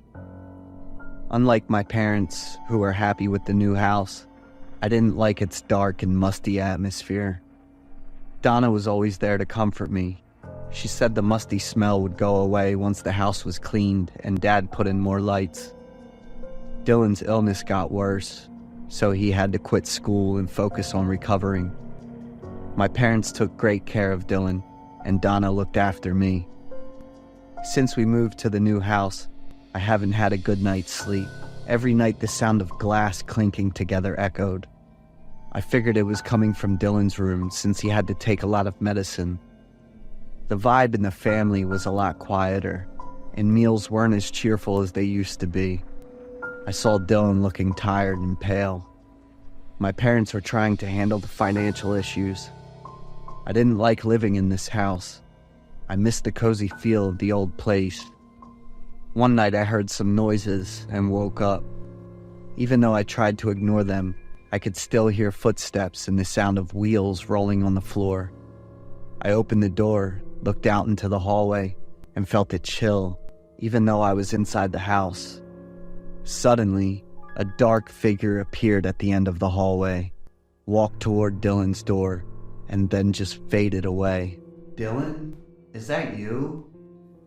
The echo made me scared of my own voice. Haven't you slept, Devlin? Hearing Dylan's answer, I was relieved and said I needed to use the bathroom and returned to my room. The noises started up again, but there were no more footsteps. I figured Dylan was still awake. One day it was just Dylan and me at home. After lunch, I did the dishes while Dylan went back to his room to rest. After I finished the dishes, I didn't know what to do, so I just sat in the living room and watched TV. Suddenly, a terrible smell filled the room, and I reacted pretty strongly. I walked around the living room and kitchen but didn't find anything unusual. Dylan must have been asleep, so I didn't want to wake him. I decided to hang on until my mom and Donna came back. I went upstairs and closed the door to get away from that awful smell. I looked for the game console to pass the time, but after almost 20 minutes, I still couldn't find it. I must have left it on the desk. I'm wondering if Dylan borrowed it and forgot to mention it. I lay on the bed with the comic book and vaguely heard a really sad cry.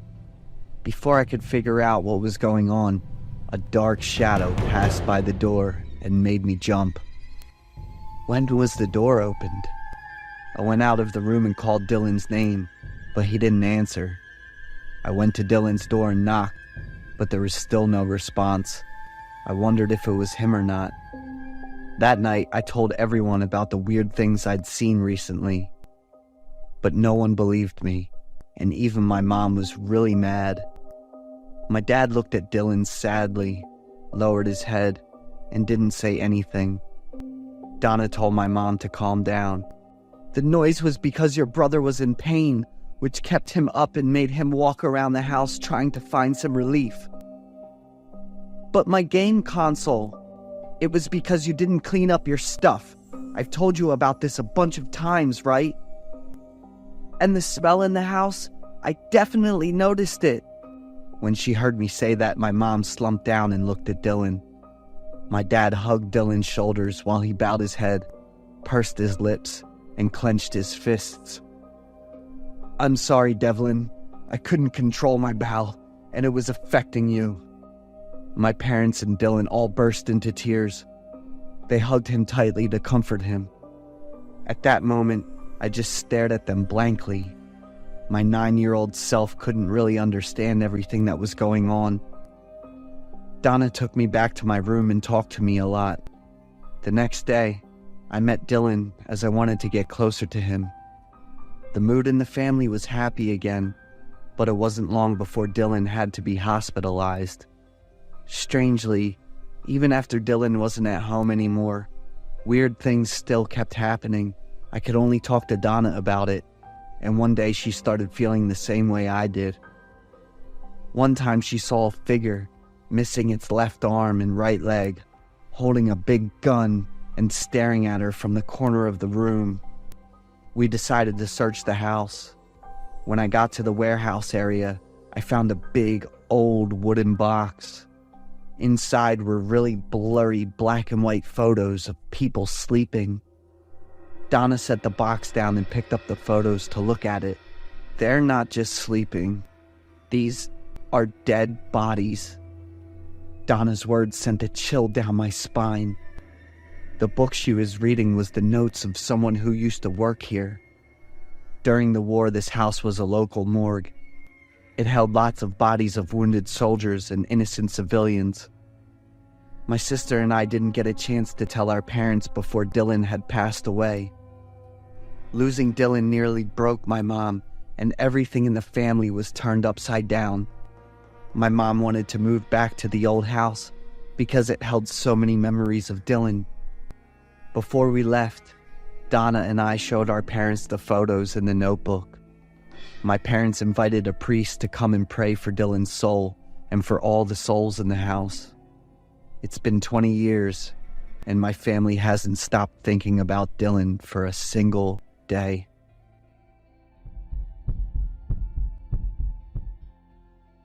I worked the night shift at a Subway, a small shop next to a gas station where people stopped in a hurry on their way home.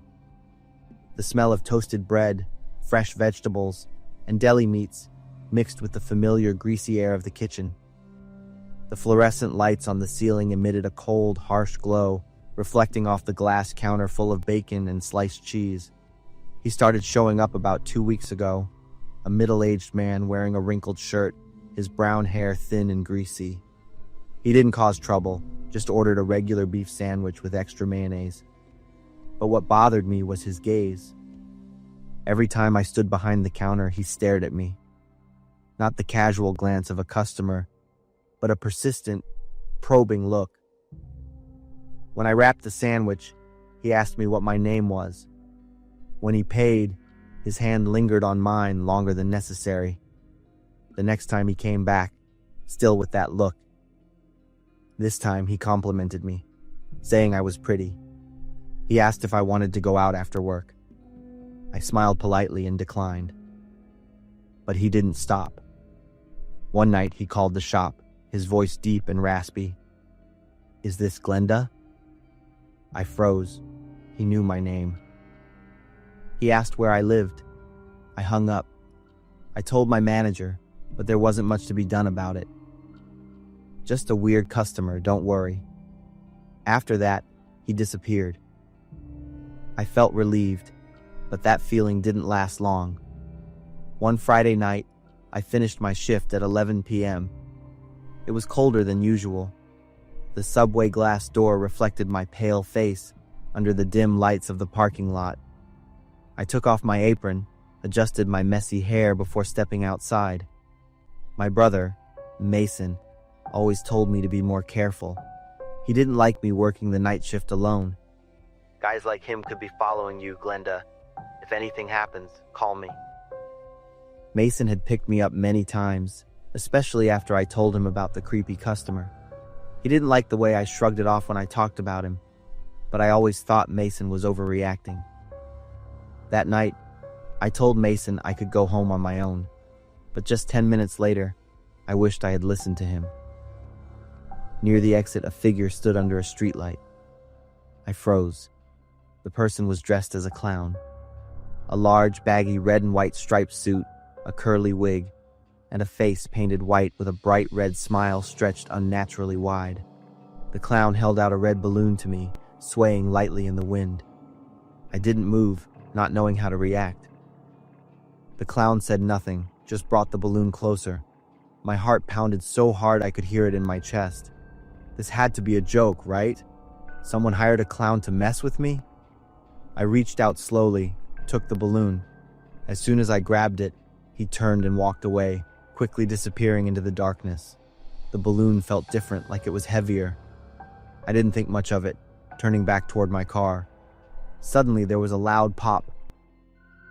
I jumped, the string of the balloon slipping from my hand. In an instant, a puff of white smoke shot out from the torn balloon, swirling into a thick cloud right in front of me. I gasped in shock, and immediately, the sharp chemical scent hit my nose, making my throat burn and tighten. A pungent odor overwhelmed all my senses, causing my stomach to twist.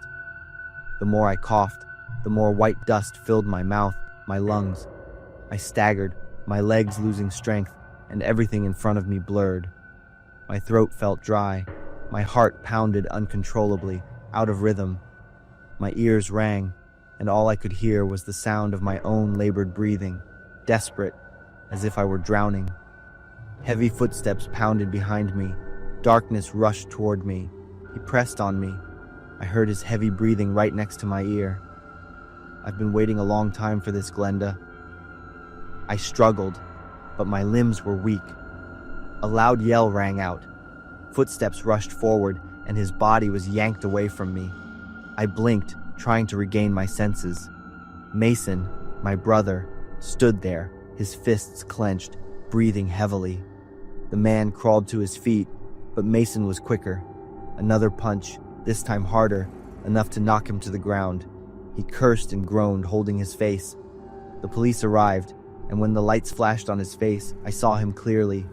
The white paint on his face had smeared from sweat, revealing pale skin and greasy brown hair.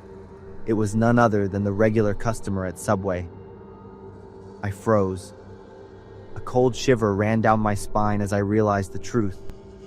He had always been there, watching me, waiting. I saw Mason say something to the police, but my ears were ringing. He was arrested on the spot, and Mason took me to the hospital. After that, I quit my job at Subway. I still thought about him, regretting not listening to Mason. I wondered how long he'd been planning this. How many days had he been watching me? If Mason hadn't shown up, what would have happened? I remembered his face when he handed me the red balloon. It was the smile of someone who knew he was about to get exactly what he wanted. The traffic light turned green. I drove off, trying not to think about what had just happened. By chance, I glanced at the back seat through the rearview mirror, and there it was a red balloon, lying there, rolling on the seat. I don't know when it got there. Dennis, where are you? I yelled, feeling so worried and helpless, looking for my 6-year-old. It was Sunday, so I took my kid to the playground because I promised him if he got good grades. Every time I went to the playground, park, or supermarket, I ended up playing hide and seek, all annoyed. When I run out of patience, I'll just call the radio station to find the lost kid. Dennis, you want to make this your last trip to the amusement park? I was so mad when I found him at the toy counter. Mom, check it out, Giant Mickey, my son shouted. He was standing next to this man who looked like he was around 6 feet tall. The person had on a Mickey Mouse mask, but it looked all weird and messed up, just black and white. The black clothes and his tall frame made him look really giant. I figured he was a toy store employee. Out of nowhere, he hoisted my kid up on his neck and posed for a pic. The boy was giggling and threw his hand up like Mickey. I snapped a quick pic, helped my kid down, said thanks, and then we bounced. Lately, the local police are on the hunt for a murderer. Nobody knows what he really looks like. All we know is he usually shows up wearing a messed up Mickey mask in all black. I was totally speechless when I heard the news that night. I compared the footage from the CCTV the news showed with the pics I took of my kid that morning, and I just lost it and started crying. I checked my kid to make sure he was all right. Then I called the police to report what happened. My husband's away on a business trip, and it freaks me out to think my kid and I ran into that murderer. Please keep us safe. I begged the police for help. After the police left, I tried calling my husband, but the line was busy. I sent him a pic of my kid with Mickey and a message about what was going on, hoping he'd wrap up his work and get home soon. I locked the door real careful and checked it again. Then I hit up the store to order 3 more CCTVs and set up a time for them to come install them tomorrow. Out of nowhere, I felt like the house was way too big for just the 2 of us, and there were so many places to hide. I think I gotta call the whole construction crew to switch up the layout of the house. I went up to Dennis's room, and he wasn't asleep yet. I could hear him giggling as I got close to the door. "What are you doing, Dennis?" Mom, look. I jumped and shouted loud. My kid was wearing a Mickey mask on his head and dancing around. I rushed over, yanked off the mask, and tossed it on the floor. "Who let you play with these gross things?" I shouted, my eyes wide and my finger pointing right at my kid's face.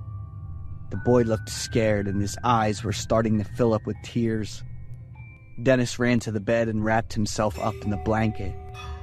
I grabbed the mask and asked Dennis where it came from, like really urgently, but all I got back was my kid sobbing. I called the police back and handed them the mask. I couldn't calm down, and my body was shaking with every stutter.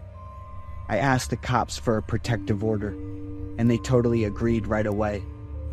The whole week after that was just awful. My kid and I switched to online learning and working from home. Dennis wouldn't stop fussing and throwing tantrums because he felt cooped up, which was driving me as nuts as being strained by a 44-pound fishing line.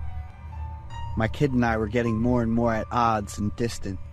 He kept asking about the mask and wanted me to give it back. "Stop yelling and acting out, Dennis. You still haven't told me where you got that mask." "It's my secret," he yelled with all his stubbornness and bolted upstairs. I flopped down on the sofa, covering my face, feeling totally helpless. "Dana," my husband called out. He got back from his 3-month business trip. I ran over and hugged him tight, then just started crying. After chatting for a bit, my husband said he wanted to head upstairs to see our kid. A few minutes later, I went to Dennis's room and Mickey, the killer, was right in front of me with my kid on his neck. "Mom," Dennis waved, looking super happy. "I'm back," the killer said, sounding just like my husband.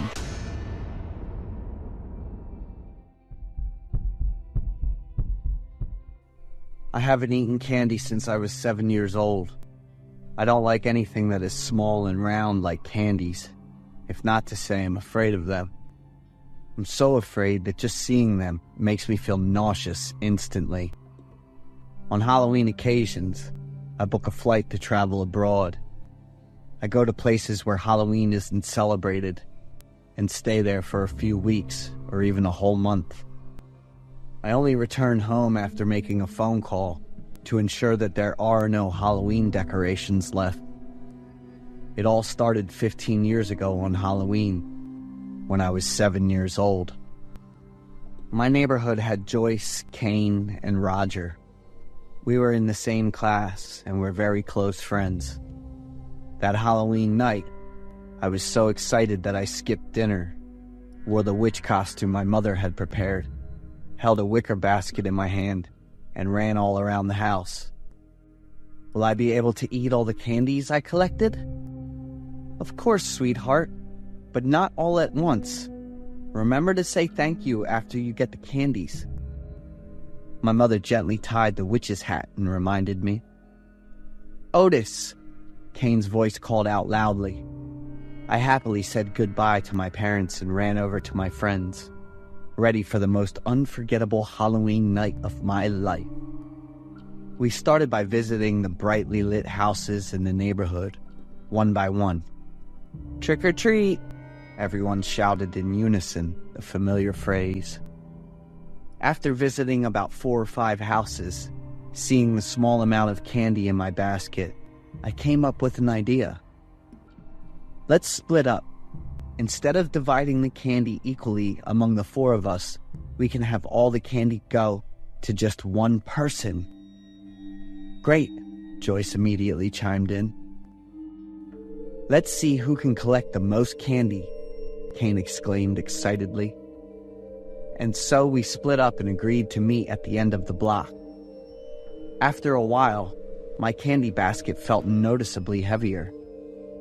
Looking at the amount of candy, which was everything I had dreamed of getting whenever we went to the supermarket, I couldn't help but smile. After visiting a few more houses, I was confident that I would be the winner. Joyce and Kane were waiting at the meeting spot.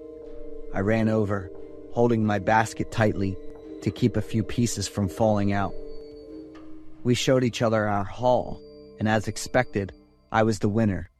Just one piece of candy ahead of Joyce. Where's Roger? I wondered. He's probably off getting candy by himself somewhere, Kane joked, and we all burst into laughter. Guys, let's go to that house at the end and ask for some candy, Joyce suggested. Kane and I looked toward the house, the flickering green light in the window resembling the cold, sharp eyes of a monster watching us. But the old man in that house is really fierce, Kane hesitated. That's right. We've never even talked to him. I guess that I shared the same thought as Kane. What are we afraid of? It's Halloween. Trick or treat. We're in costumes, so no one will recognize us, Joyce persuaded. She ran toward the house at the end of the street like a pioneer. Kane and I took a few seconds to think before we followed her. That house truly felt like a completely different world in the neighborhood, always dark and mysterious.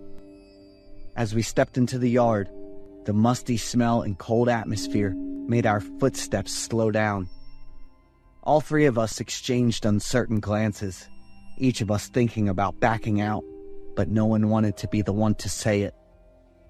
By the time we reached the front door, there were no Halloween decorations at all, yet I still felt a chill run down my spine. Joyce's smile was stiff at that moment as she nervously pressed the doorbell. Who? The homeowner's voice was deep but oddly distorted. We jumped and huddled together, gripping our candy baskets tightly. Trick or treat. Joyce was on the verge of tears, looking even more frightened than Kane and me. The door opened a crack, and a hand reached out from inside, tossing 3 small black candy bags toward us. Kane and Joyce immediately ran away. I froze for a few seconds when I met the old man's cold, sharp gaze, accompanied by a squelching sound as if he was chewing on something. Otis! Joyce shouted loudly, startling me. I quickly said thank you and turned to run, just as I noticed the old man reaching out toward me. Reaching Kane's house was the nearest safe spot, and we breathed heavily while laughing with excitement.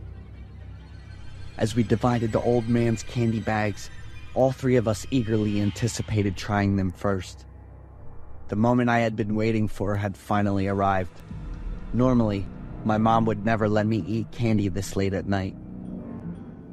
Mine is eyeball candy, I exclaimed, because it was my favorite treat in the world.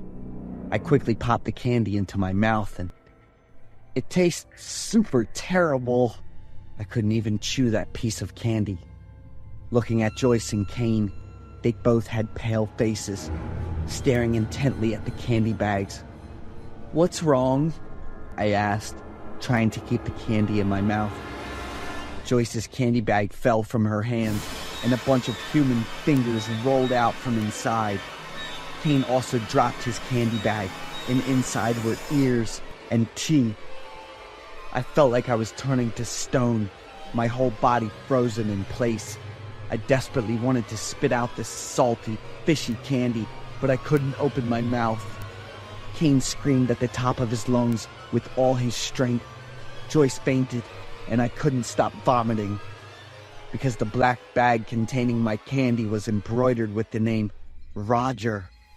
Kane's parents rushed out, and the neighbors gathered around as well. Kane cried as he spoke, unable to control his words. I also fainted a few minutes later. I woke up in the hospital and saw Kane, Joyce, and my parents. As soon as I remembered that Halloween night, I began to vomit uncontrollably again. When I asked about Roger, Kane fell silent, while Joyce burst into tears. My parents said he had been digested, and the police had easily captured the perpetrator. He was mentally ill and would face appropriate punishment. So the candy I ate was an eye of... I was horrified and continued to throw up. After that tragic incident, Roger's family moved away, and I spent months in the hospital for psychological treatment.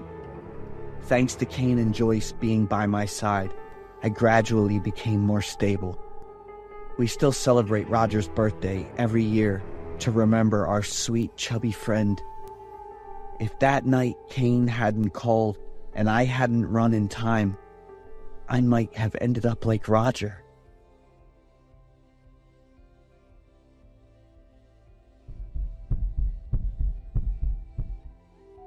I am Claire Williams, 31 years old, the head chef at the Crimson, one of New York's most prestigious restaurants.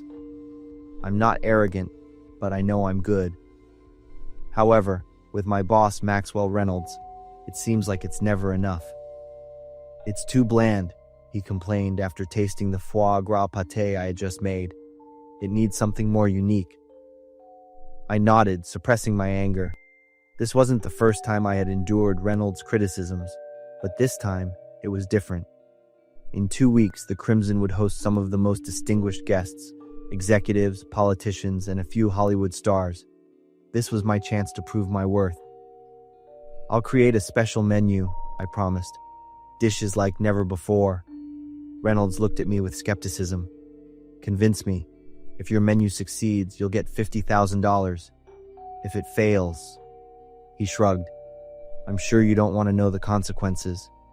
My throat went dry. $50,000. I locked the door to my apartment and placed the ingredient bag down. Inside were the freshest items from the market: black truffles, foie gras, and rare herbs. But it wasn't enough. I needed something more special. I opened the old notebook, flipping through the yellowed pages. It was my grandmother's cookbook, a Romanian woman with ancient recipes. She had told me about the special dishes her ancestors used to prepare for sacrificial ceremonies. The secret to flavor lies in sacrifice, she once told me. At the time, I didn't understand what she meant. I only knew that the meal that night was so delicious, I could never forget it. But as I grew older, as I began to truly touch the art of cooking, I gradually understood. To reach absolute perfection sometimes, a chef must sacrifice a part of themselves. The secret to flavor lies in sacrifice, she would whisper. I never fully understood the meaning of those words until now. With trembling fingers, I skimmed the pages until I found the recipe I needed. The Last Supper. The next 2 weeks, I locked myself in my apartment. only going out when I needed more ingredients. I experimented tirelessly. Each attempt brought me closer to perfection, but Reynolds was still not satisfied. "Good," he admitted after tasting the 5th dish I presented, but still missing something. "What is it?" I nearly shouted. "I've used the best ingredients, the most refined techniques." Reynolds smiled coldly. "It's missing passion, Claire. You need to put your heart and soul into the dish." Heart and soul. I returned to my apartment, muttering those 2 words over and over. Perhaps that was what I needed. The day of the important dinner arrived. I arrived early at the Crimson, bringing a suitcase filled with my special ingredients. The kitchen was crowded with chefs and sous chefs, all busy preparing. "Everyone out. I need space, and I'll do everything myself," I insisted. "But Claire, we have so much to do," the sous chef protested. "This is my menu. I'll do it my way." They looked at me in surprise, but no one dared to argue. Soon I was alone in the vast kitchen. I locked the door, opened my suitcase, and began to prepare. Today was special. Today I would create my masterpiece. The secret to flavor lies in sacrifice. A shiver ran through me as I felt the cold blade. I took a deep breath, trying to slow my racing heart. A clean, precise cut, delicate like the blade of a master craftsman. I clenched my teeth, feeling the muscle fibers separating, each small blood vessel leaking out hot, dark red liquid. The sensation was nothing like I had imagined. It was strangely satisfying. I looked down at the piece of meat I had just cut. It was perfect, tender, bright red, with perfectly interlaced fat lines. I couldn't stop. With the care of a master chef, I placed it on the cutting board, sprinkled a little sea salt and rosemary. The dizziness hit me, but I didn't care. This was the sacrifice I had to make. This was the essence of the art. I seasoned each piece with herbs from my grandmother's book, whispering ancient prayers. Blood dripped onto the floor, bringing me a thrill greater than ever. I was creating art with my own body. My heart and soul were blending into the dish. A knock on the door interrupted me as I was finishing the dessert. "Claire, the guests have arrived," Reynolds' voice echoed through the door. "They're ready to taste your menu." "5 more minutes," I replied weakly. I looked down at the completed plate of food. The starter was foie gras pâté with toasted bread. The main course was steak with a rich red sauce. And the dessert was pudding with a secret ingredient. I put on my crisp white chef's jacket and placed the dishes on the cart. A dizzying sensation hit me, but I pushed it aside. Nothing would stop me from completing my masterpiece. The banquet hall was filled with laughter and soft music as I pushed the cart out. Reynolds was chatting with a group of guests, a smug smile on his face. "Ah, here it is," he exclaimed when he saw me. "The special menu I promised." The servers took the dishes from the cart and served them to each guest. I stood silently in the dark corner, watching them taste the food. The first reaction was surprise. A woman in a red dress closed her eyes, savoring each flavor. An older man nodded in approval. One by one, they were all mesmerized by my dish. "Fantastic," Reynolds said loudly, raising his glass. "I've never tasted anything like this. The flavor, it's hard to describe." I smiled weakly. Blood was soaking through the bandages, but I didn't care. Only one thing mattered. I had succeeded. "We want to meet the chef," one guest exclaimed, and others joined in. "Chef! Chef!" Reynolds gestured for me to step into the spotlight. I stumbled forward, feeling my legs as heavy as lead. All eyes were on me. "This is Claire Williams," Reynolds introduced, patting my back. "The genius behind tonight's feast." The applause erupted. I bowed my head in thanks, struggling to keep my balance. "What ingredients did you use?" a woman asked. "I've never tasted anything like this." "It's a secret," I whispered, feeling the blood run down my legs. "A family recipe." Reynolds laughed. Claire put her heart and soul into this dish, he joked, unaware of how right he was. I stumbled, almost falling. A server rushed to catch me.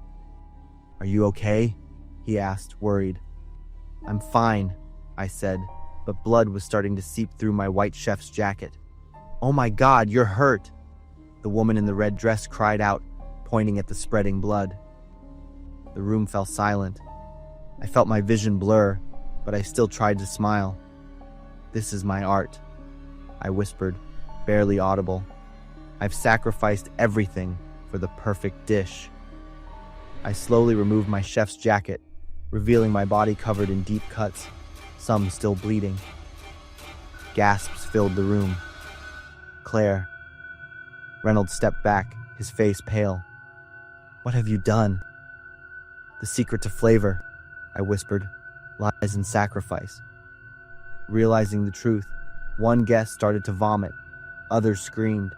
Panic spread as they realized what they had just eaten. But I just smiled. I had succeeded. I had created a dish they would never forget. A dish they would remember forever, even if they tried to forget it. "My $50,000, Reynolds?" I asked calmly amidst the chaos. "I've done what you asked." Reynolds looked at me horrified and disgusted. "A masterpiece," I whispered as I fell to the floor, blood pooling around me. "The perfect dish." As my consciousness faded, I heard the distant sound of ambulance sirens, but I knew they were too late. I had given too much of myself, and as darkness enveloped me, I smiled, because I knew I had created a dish that no one would ever forget, and a masterpiece that no one could surpass. Sometimes, to create greatness, one must be willing to give up everything, even themselves.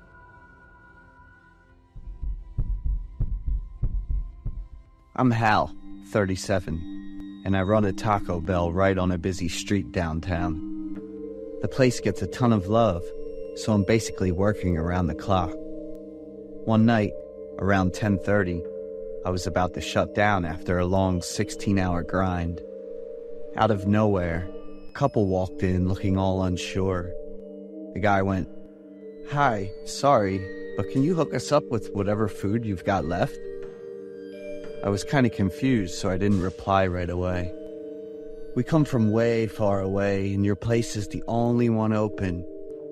So I was like, "Just hang on a sec." And I couldn't say no since they were customers, you know? It took me like 10 minutes to whip up 2 burritos, even though I didn't have all the ingredients. The couple was super grateful and dug into their food, and watching them enjoy it made me feel way less tired. I was just wandering around cleaning the cashier counter for a bit, and when I turned around, the woman was still munching while the guy was staring at me. I asked, kind of worried, "Is there something wrong with the food, man?" He smiled a bit and said, "Oh no, it's awesome." Usually when I get compliments like that from customers, I'm super happy. But the way the guy looked at me and smiled just gave me the creeps. The guy asked me, "Are you the owner of this place?" "Yes." "Great. Do you live by yourself?" I was like, "Yeah, I live just a few minutes away." I have no idea why I blurted that out without thinking or being careful. The guy got up, threw some cash on the table, and walked out, and the woman quickly jumped up and followed him. I didn't think much of it, just headed home to crash since my body was totally telling me to chill out. As I walked out of the bathroom all wet, I heard loud banging on the door and a woman's weak voice. "Help me, please." I froze for a few seconds before bolting to the door, while the woman kept banging and begging. I peeked through the peephole, and it was a woman in messed up clothes with crazy hair and a bunch of bruises all over her. I didn't open the door, but I asked, "What's wrong?" just to be safe. "Let me in, please. He's about to catch up with me." I got even more on edge and said, "I'm calling the police right now, just chill out." "No, please don't call the police. Just let me in." The woman got more and more freaked out, and her voice along with the banging on the door got faster and way more urgent. When I looked closer at the woman's face, I was shocked. It kind of felt like she was with that guy from earlier. For a few seconds, I caught a glimpse of anger in her eyes. I quickly grabbed my phone and said, "There's a woman in front of my house who needs..."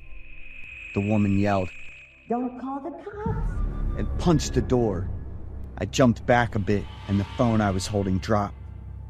A few seconds later, along with the woman's wild scream for help, I heard another guy screaming, You're dead already, damn it. Open the door quick and then leave. and then just like that, those scary sounds faded away. I hurried to the door and peeked through the peephole, but the woman was gone, and the guy was nowhere to be seen either. The sudden switch totally threw me off. I gripped the doorknob, caught between being scared and curious. There was an axe blade stuck in the door, like just a few millimeters from my forehead. I froze, and my heart felt like it stopped. The axe blade got pulled out, leaving a hole in the door, and this wild-eyed man said, I want to taste your blood. The next few axe hits were super hard on the door. The door was totally wrecked, and I was hiding in the kitchen cabinet, trying to hold my breath. They were coming in, the crazy, mean-looking guy and the woman. Just a little more, I muttered as the guy got close enough. About 10 minutes later, I was fine and sitting in the living room making a call. In front of me was the guy with a bullet deep in his shoulder, bleeding like crazy, and the woman crying and begging. "Hey, I've got 2 fresh orders here. One for organs and the other, let's see, for entertainment." So, I ended up with a big chunk of money, enough to expand the shop and get the door fixed with the latest high-tech lock.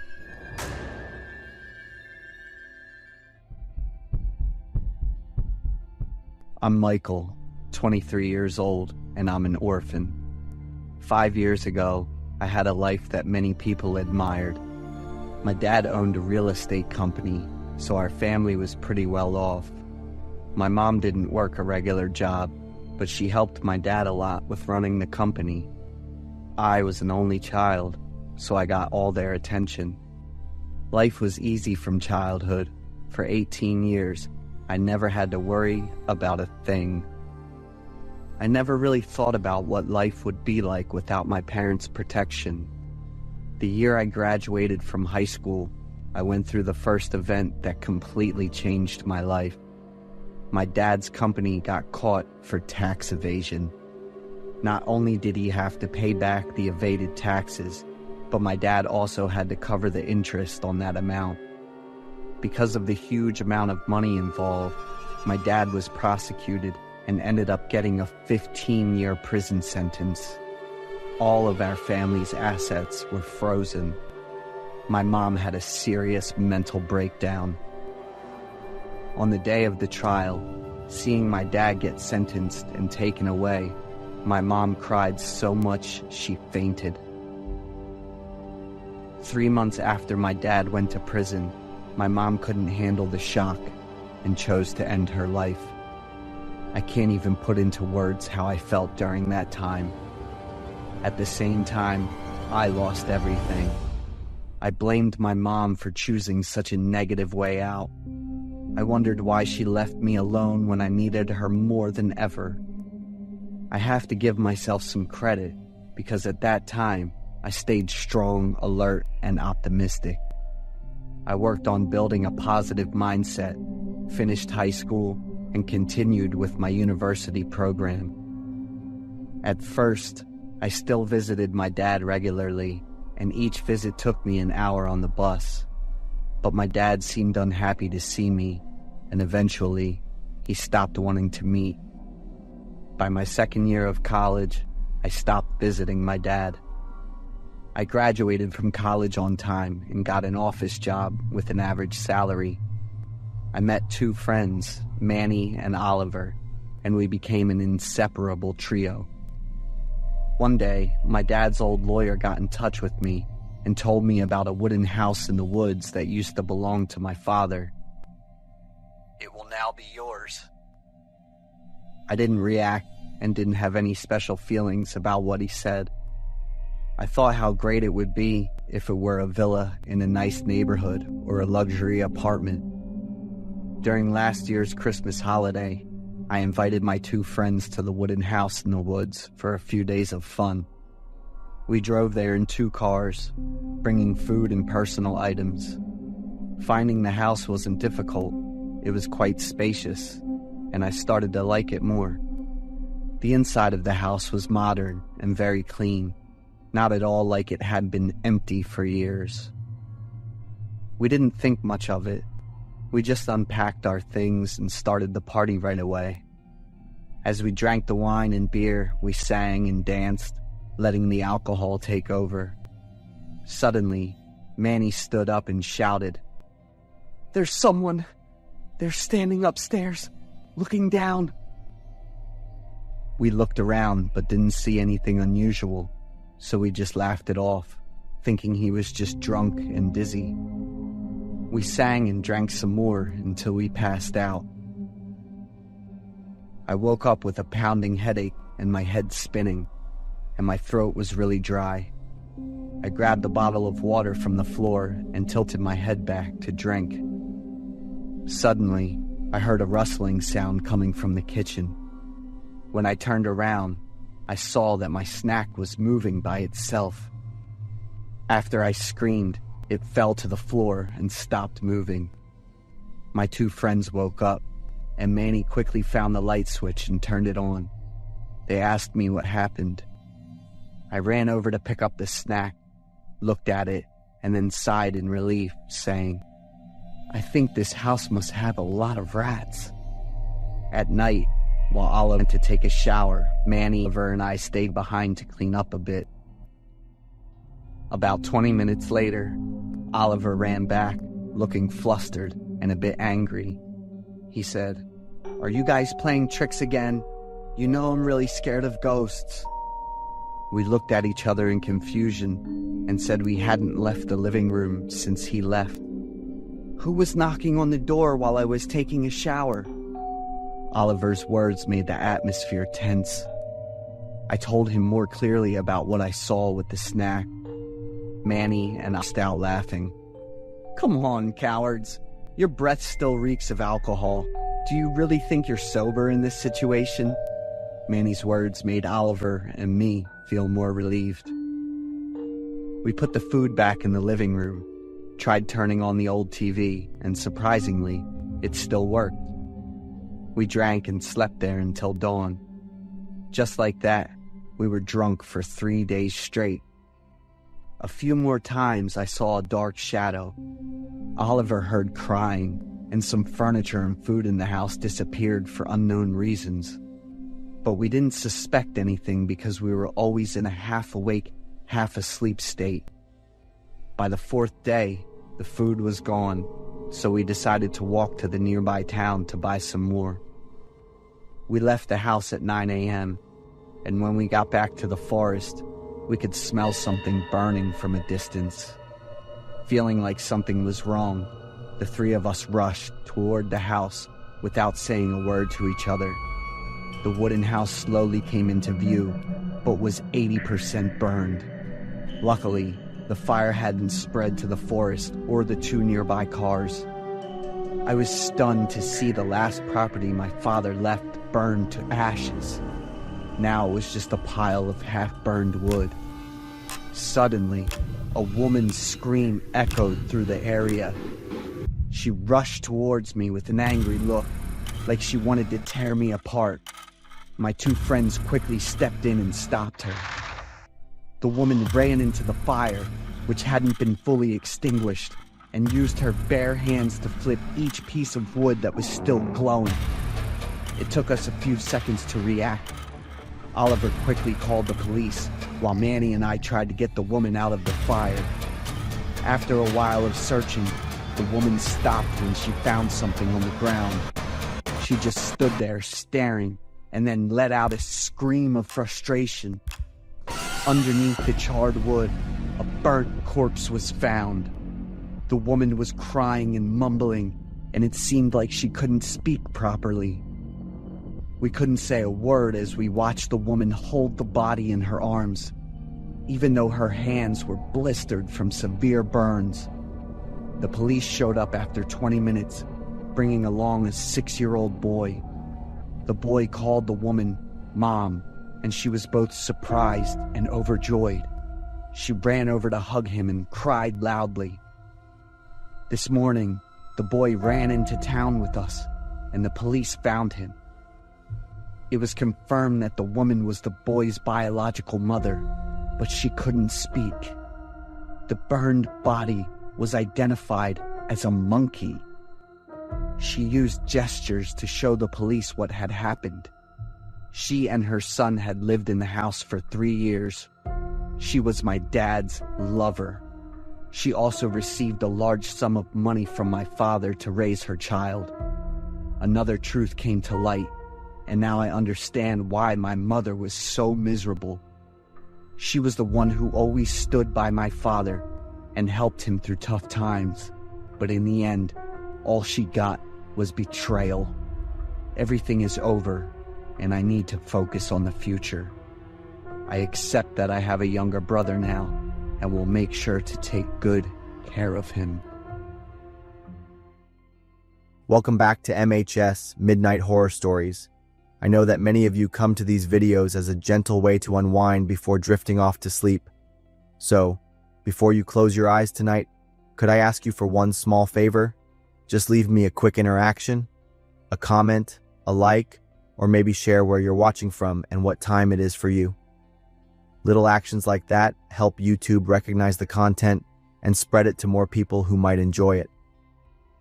My current goal is to reach around 300 likes within the first 24 hours. Now then, let's step into tonight's chilling stories together. It's been 14 years, but I still remember every detail of that autumn trip to the Appalachians. Every time I hear someone mention West Virginia, a shiver runs down my spine. My name is Rachel. I was 26 and had just quit my job. I wanted to find something new in my life, so I decided to take a few months to travel across the eastern US. My only companion was Duke, my 2-year-old pit bull. I planned the whole trip in just 3 days. Back then, technology wasn't what it is today. All we had was a paper road atlas and a flip phone with no GPS. The trip began, and I'd never felt so free and relaxed. Duke was just as happy and excited. My old job had been so busy, and I hadn't made enough time for him. People always said that fall in the Appalachian Mountains in West Virginia was beautiful, and they were right. The road curved through mountains covered in yellow and red leaves. But the deeper we drove, the emptier the road became. My phone lost service, and the radio couldn't pick up a single station. That afternoon, as the sun began to set, I noticed the gas gauge was almost on empty. The nearest gas station on my map was still miles away, and I started to get worried. I kept glancing at the gas gauge, terrified of getting stranded on a lonely mountain road. But after a sharp turn, a small town appeared. What was strange was that it wasn't on my map at all. The town had only a few scattered wooden houses, a small church, and a single gas station. The sign at the entrance was too faded to read the name. I immediately pulled off the road and stopped. I parked at the gas station and breathed a sigh of relief. I filled the tank myself, then went to the office to pay. There was a small building behind the pumps, with the door half open and the inside quite dark. When I stepped in, a thick smell of old cigarettes and dampness hit me, making me wince. The man sitting behind the counter made me uneasy. He was skinny, with long hair that covered half his face, and his hollow eyes stared at me without blinking. I put the money on the counter and asked for directions back to the main highway. He stayed silent for so long I thought he hadn't heard me. Finally, he spoke. "There's no way back from here. To get to the highway, you gotta go north more than 17 miles, to the fork in the road, then turned left. I paused. Wait a minute, 17 miles? That doesn't make any sense. I just came from the highway, and it took me less than half an hour to get here. When I said that, he just shrugged and turned back to the old newspaper on the counter, not looking at me again. Outside, Duke started to bark. Through the window, I could see he was tense, staring at the forest behind the gas station. Duke never reacted that way unless something was seriously wrong. A feeling of dread washed over me, and my gut told me to leave immediately. I rushed back to my car and started looking for the way I'd come in. I drove to the end of the main street, which ended in a dead end, a broken brick wall with thick woods behind it. I turned around and took a small dirt road next to the church, but after a few minutes, it also stopped suddenly in the middle of a bunch of trees. I tried turning right onto another road, which just led me back to the gas station. I drove around this tiny town a few times, my desperation growing. Every road led into the woods or back to the starting point, as if the road I'd taken to get here just a few minutes ago had completely disappeared. The sky turned a deep purple as the sun went down. With no other choice, I went back to the gas station with the faint hope that the man would give me better directions. But this time, he wasn't alone. 2 other men were leaning against the wall outside the office. One was tall and thin, and the other was short and heavy. They looked at my RV and giggled to each other. When I asked for directions again, the tall man pointed north, exactly the way the employee had told me to go. The heavy man kept nodding with a creepy smile on his face. I knew there was no point in asking for help, so I left without another word. I sat in my car with the doors locked, looking at the map again. Duke was growling nonstop, his eyes fixed on the 2 men watching us. The gas station employee had now come out and stood between them. All 3 of them were looking at me. I carefully studied the map and couldn't find any road like the one the employee had described. That area was only marked as thick forest with no roads. I guess they were trying to send me deep into the woods for some reason. I started to cry. The feeling of dread I had been holding back just burst out. Just as I was panicking and didn't know what to do, a pickup truck pulled into the gas station. An older man got out. He saw me sitting in my car with a look of terror on my face, then looked at the 3 men who were silently watching me. He walked straight to my RV and tapped lightly on the window. I hesitated for a moment, looking carefully at his face before I decided to roll the window down a tiny bit. He asked if I was looking for the way to the highway, and when I nodded, he glanced at the 3 men who were starting to move closer. He told me to follow him immediately and not to hesitate for a second. His voice was so serious and urgent that I couldn't help but obey. I started the car and followed his pickup truck. We passed the church, and he suddenly turned right onto a trail that I swear I hadn't seen before. It was completely hidden by a row of thick trees, almost invisible in the dark. The dirt road was narrow and bumpy, just wide enough for my RV to fit through. After a few tense minutes of driving, the main highway appeared before us like a miracle. The man pulled over to the side of the road. When he rolled down his window, his face was very serious. He took an old map from the passenger seat and showed me that the other road stretched for 17 miles and then ended in the middle of nowhere, with only a few rusted cars and struggling families living there. He said the road they had pointed me to was a dead end. He said a few cars had been left there, and that the people at the gas station were not good people.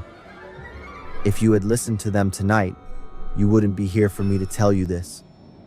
When I tried to ask more questions, he shook his head and told me not to be curious about things I shouldn't know. He told me to drive away right now, not to stop anywhere, and if I saw any other unnamed gas stations in this area, I should absolutely not stop. I drove all night.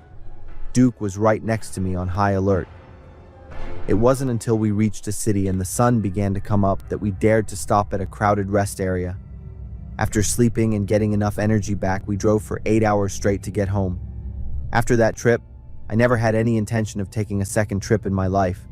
To this day, I don't know exactly what was waiting at the end of the road those 3 men at the gas station pointed to, but I will always remember the look in the eyes of the gray-haired old man before he drove away. He saved me from something terrible so that I would have a chance to tell this story.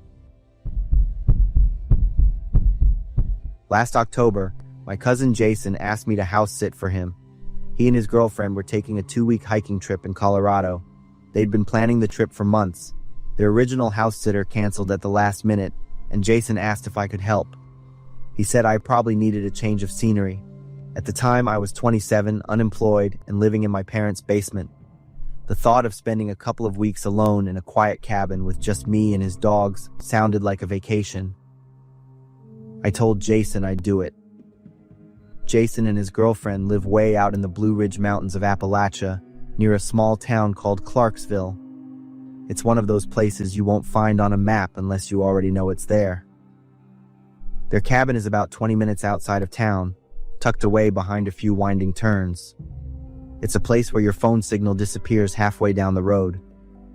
When I arrived, Jason was waiting in the driveway with his 2 dogs, Sophie and Tank. Sophie is an old, calm golden retriever. Tank is a husky mix with way too much energy and a look in his eyes that makes you feel like he's judging your every move. Jason gave me a sheet of paper with all the important information: the door code, the Wi-Fi password, and some other emergency instructions. Just before he left, he pointed to the side of the house and explained where the fuse box was in case the power went out. I'd have to go down to the basement through the storm cellar door at the back of the house. The basement was dug deep, but he warned me not to stay down there too long because of the old foundation and the damp air. The job was simple: just flip the breaker and get right back out. He gave me one last piece of advice about walking around the property. He stressed that I should stick to the main road and avoid going into the woods because some of the locals don't like strangers wandering around their land. I figured this was probably related to hunters or private property boundaries. The first few days were amazing and peaceful. I slept well. I woke up, fed the dogs, and read books, something I hadn't done in years. The cabin was a little musty but cozy. There were big windows facing the woods, and during the day, the sunlight would filter through the trees, making slow, moving shadows on the walls. At night, it was completely silent. Sometimes I would snap my fingers just to make a sound. The dogs didn't bark either.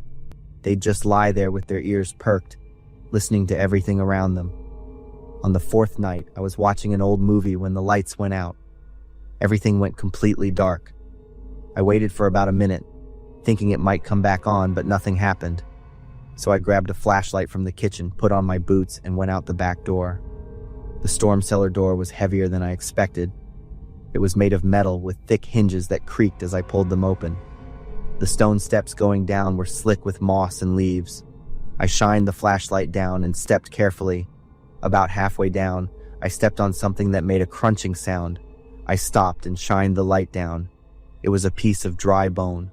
I pushed some leaves away and saw more bone fragments. It must have just been an animal, but it still sent a shiver down my spine. I shook it off and continued to the fuse box. The fuse box looked fine. I flipped the main switch off and on, but nothing happened. I stood there for a minute, trying to figure out if I had done it wrong, when the dog started barking like crazy. Tank especially was barking, and the sound was echoing through the house. I scrambled back up the steps and rushed inside. Both dogs were pressed up against the sliding glass door, their fur on end, growling with bared teeth. I shined the flashlight through the glass and saw, to my horror, 2 handprints. Not smudges, actual handprints. They were about the size of a child's hand, and they had no thumbs, just 4 long fingers on each hand. Tank growled again, and I cracked the door open. "Hey, who's out there?" I yelled. Nobody answered. I stepped outside and shined the light around. Still nothing. I went back inside and locked the door. I didn't sleep that night. I pulled a chair into the hallway, sat facing the back door, and kept a kitchen knife in my lap just in case. The weirdest thing happened the next morning. The handprints were gone. Not faded, but completely gone. The glass was clean, like someone had wiped it down. I called Jason and told him everything. There was a pause, and then he said, "The locals sometimes mess with newcomers." It's nothing. If they were going to do anything, they would have already done it. His calm attitude made me feel a little better. That night, I turned off all the lights except for my flashlight. I had a thermos full of tea. Around 11:30, I heard a light tapping on the roof. It wasn't rain. It sounded like pebbles were being thrown from different angles. I stepped outside and shined the light up, catching a flash of something moving for a second, something small and fast, before it disappeared over the edge of the roof. "Hello?" I said loudly. Then I heard whispering. I backed into the house and slammed the door shut, locking it, and then sat back down in the hallway. This time the dogs didn't bark. They just whined. The next morning, I climbed up and checked the roof. There were more handprints, the same size, with 4 fingers and no thumbs. That was it for me. I packed up my things, put the dog food in a bag, grabbed my luggage, and led them to Jason's truck. I was walking back into the kitchen to get my phone charger when Tank started growling. He stood rigid in front of the pantry, baring his teeth. Sophie crawled under the kitchen table and wouldn't come out. I watched for a few more seconds, then reached out and knocked on the wall behind the pantry. It sounded hollow. I knelt down and saw something I hadn't noticed before. A small cellar door, cleverly hidden by the lowest shelf. I shined the flashlight down into the hole and saw hundreds of scratch marks on the wooden floor, like tiny fingers had been clawing at it. I closed the door and called Jason, telling him something was wrong and I needed to leave right away. Jason didn't argue but asked if I could check the far corner of the cellar because he had set a trap there the previous winter. I refused and told him I was not opening that cellar again. That night, I drove 20 miles to a motel with both dogs. I slept with them in the bed and wedged a chair under the doorknob. Jason's trip ended early because there was no one left to house sit. I waited until I knew he was back home before I drove the dogs back to him. After I handed them over, I drove away immediately. I didn't want to know anything else about that house or what was in the basement. Jason and I are still close, but I have never been back to his house again.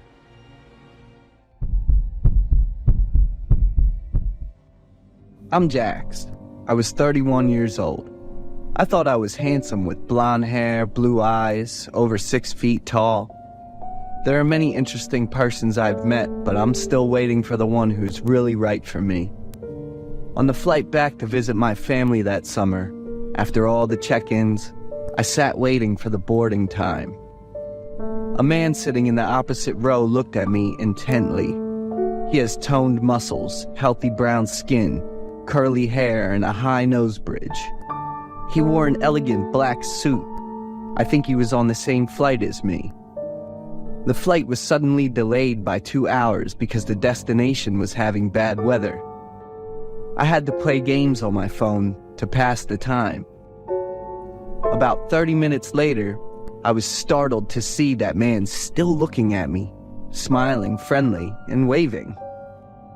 I was a bit surprised and waved back. I was actually quite impressed with that appearance. He proactively approached, introduced himself as Alex, 33 years old, and working as an engineer in Texas, which is also my hometown, coincidentally. He said he noticed me from the first time he saw me. That's right, he's gay, and so am I. People like us will have a special feeling about people who are similar to us. Alex and I follow each other's Instagrams. I want to get to know Alex better. The flight finally took off, and we sat quite far apart. Landing at the Texas airport, I got my luggage back. Alex pulled 2 suitcases and happily walked towards me. We asked each other about the next destination. Alex said there was another package. Alex asked me to hold the 2 suitcases and quickly return to the baggage gate. I didn't think much and happily agreed to wait for Alex. But he hadn't come back for 30 minutes. Looking at the clock, it was almost 10 p.m. Another 15 minutes passed.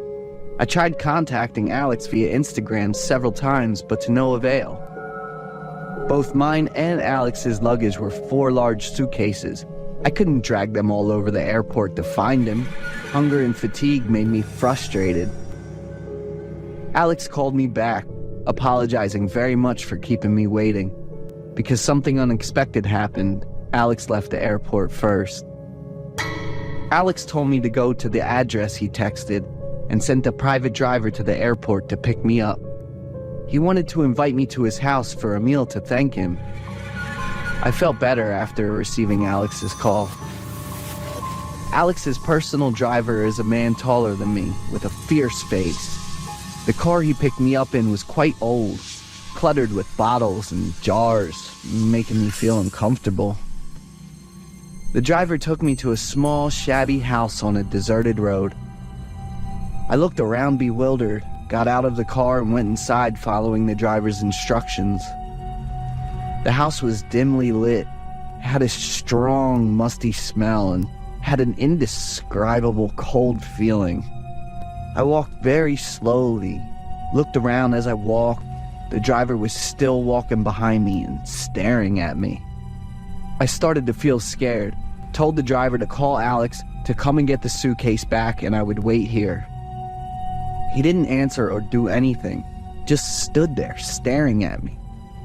Taking a few seconds to try to calm down, I quickly walked towards the door, saying as I walked that I had something urgent to do first and would text Alex later. The driver immediately stopped me. I was stunned. There was a noise behind me. Before I could figure things out, the driver grabbed my arms and restrained me. He forced me to go deeper into the dark house despite me asking a lot of questions. He pushed me into a room. In front of me was Alex with a strange smile, holding a sharp knife. The room was cluttered with strange medical equipment, many of which were still covered in blood. On the wall hung many photos of different men. They will lose any part of their body or have knives or scissors close to their skin. Their expressions were extremely painful and panicked. The middle photo, and also the largest photo, is a photo of Alex and the driver taken together. They posed with extremely intimate gestures and smiles as if they were mocking viewers. So panicked, all I could do at that moment was run away. I tried to struggle away from the driver, but his strong grip held me firmly. Alex grabbed my hair with one hand and held it tight. His other hand slowly brought the knife towards me. I begged in fear, but Alex continued to bring the knife. Alex and the driver burst into perverted laughter and were extremely satisfied when they saw me begging and shaking. Just as the tip was about to touch my face, the loud sound of police outside surrounded the house. Alex and the driver looked out in surprise. I took the opportunity to get up and escape. Running outside, I saw 3 police officers, along with my father, looking at me worriedly. On the way with the strange driver, I had texted my dad about my situation and sent him the location. Luckily, he arrived in time. Alex and the other driver were arrested. They're actually a gay couple. They target gay people like me, terrifying them with blood and wounds, satisfying their perversion with screams and begging. Everything is completely different from the kind and handsome appearance that Alex has. His face and that disgusting smile still haunt my mind to this day.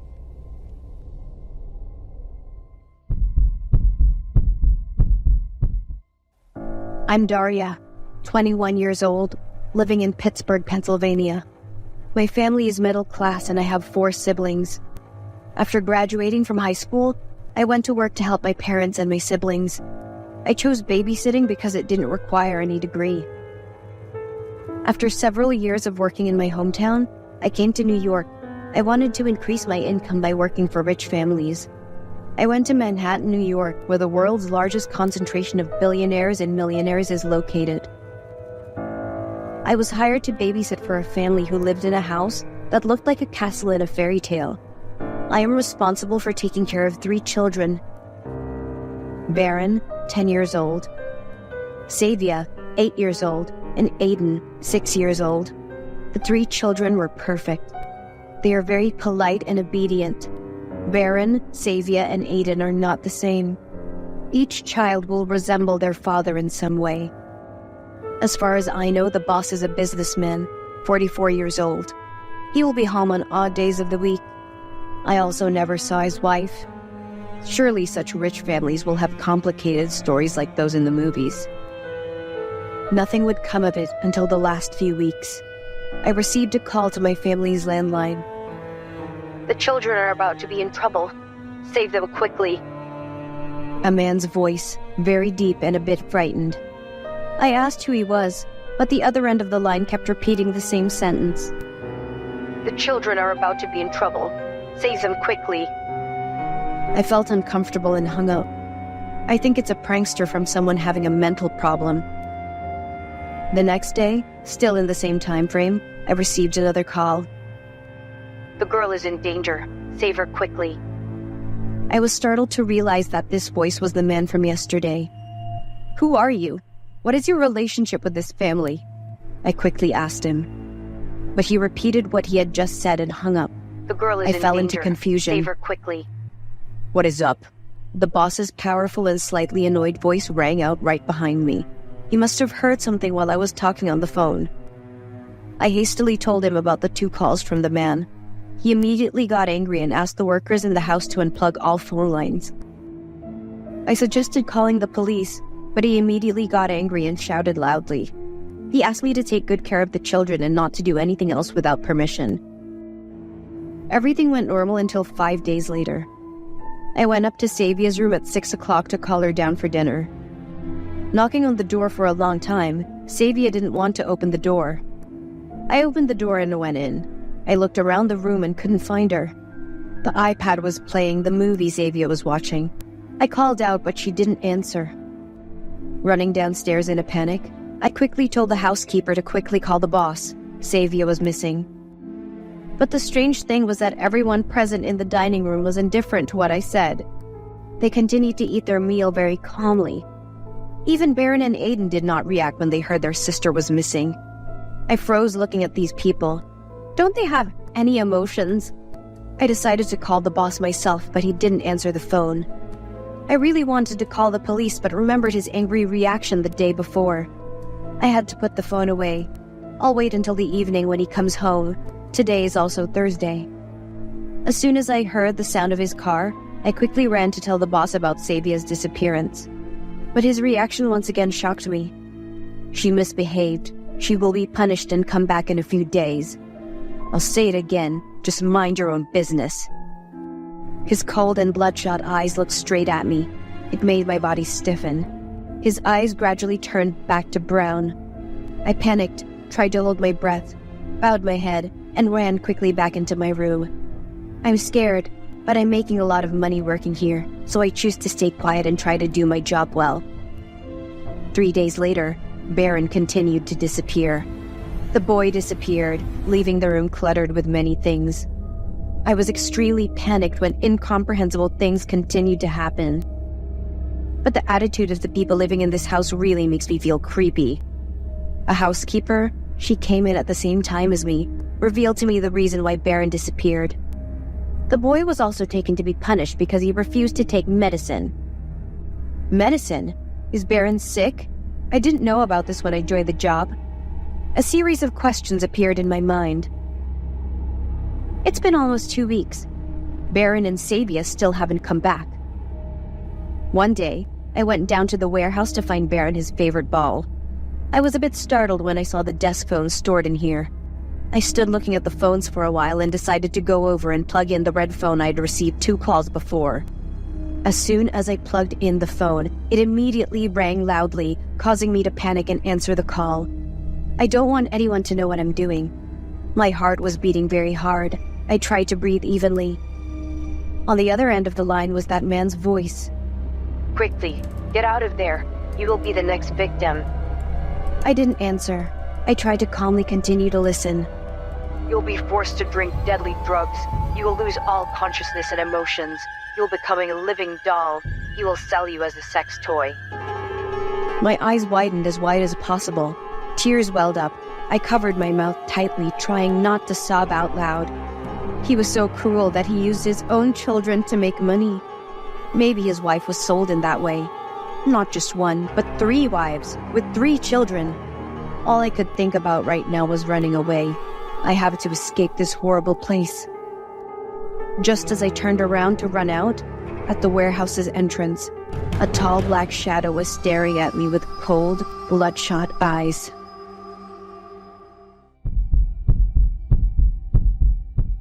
I'm Lewis, 37, working in medical aesthetics. I've got 2 spots, one in Dallas and one in Houston, Texas. So this story isn't about me. It's about a friend who works in the same field, and yeah, I kinda had a hand in that whole mess. My friend Joey, straight up the most naturally gorgeous person I've ever met. Joey's 2 years younger than me. His parents wanted him to be a lawyer, but he bailed on that and jumped into construction on his own. He's doing pretty great, making bank off big and small construction gigs. No doubt Joey's good looks have totally helped him land those deals. Construction work's tough with all the sun, wind, and dust, but it doesn't mess with Joey's looks. If anything, it makes him even tougher and more good-looking. The cash he's making isn't enough to keep up with his wild nights at bars and clubs.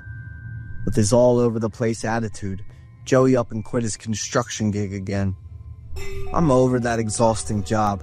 I want good money, but with less hassle and a cleaner, comfier setup. Joey asked me to teach him about the beauty biz.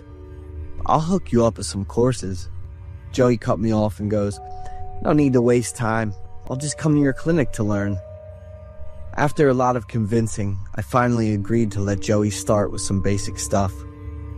Joey's pretty sharp, so it didn't take him long to catch on and pick things up. It took Joey like 3 days to get the hang of waxing and hair removal. With his looks, Joey helped me pull in a ton more customers. "Lewis, I'm opening my own cosmetic clinic next month." Joey dropped that bomb on me, and I was totally shocked. "But you..." "Watching you work," Joey shrugged. "It's easy. Cosmetic surgery is not as hard as I thought." Even though I tried to talk him out of it, Joey's confidence just kept growing. Less than a month later, Joey's cosmetic clinic was all set up and running. Joey straight up crushed it again in the new field. Joey's making crazy money selling the whole responsibility and reputation thing in the beauty industry. But slowly, Joey's customers started complaining about the service.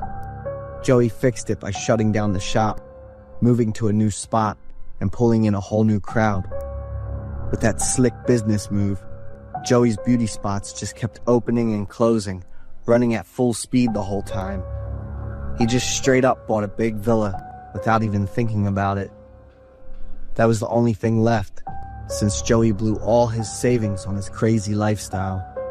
On top of doing unlicensed cosmetic surgery, Joey also went all in, taking on cases that needed real medical know-how.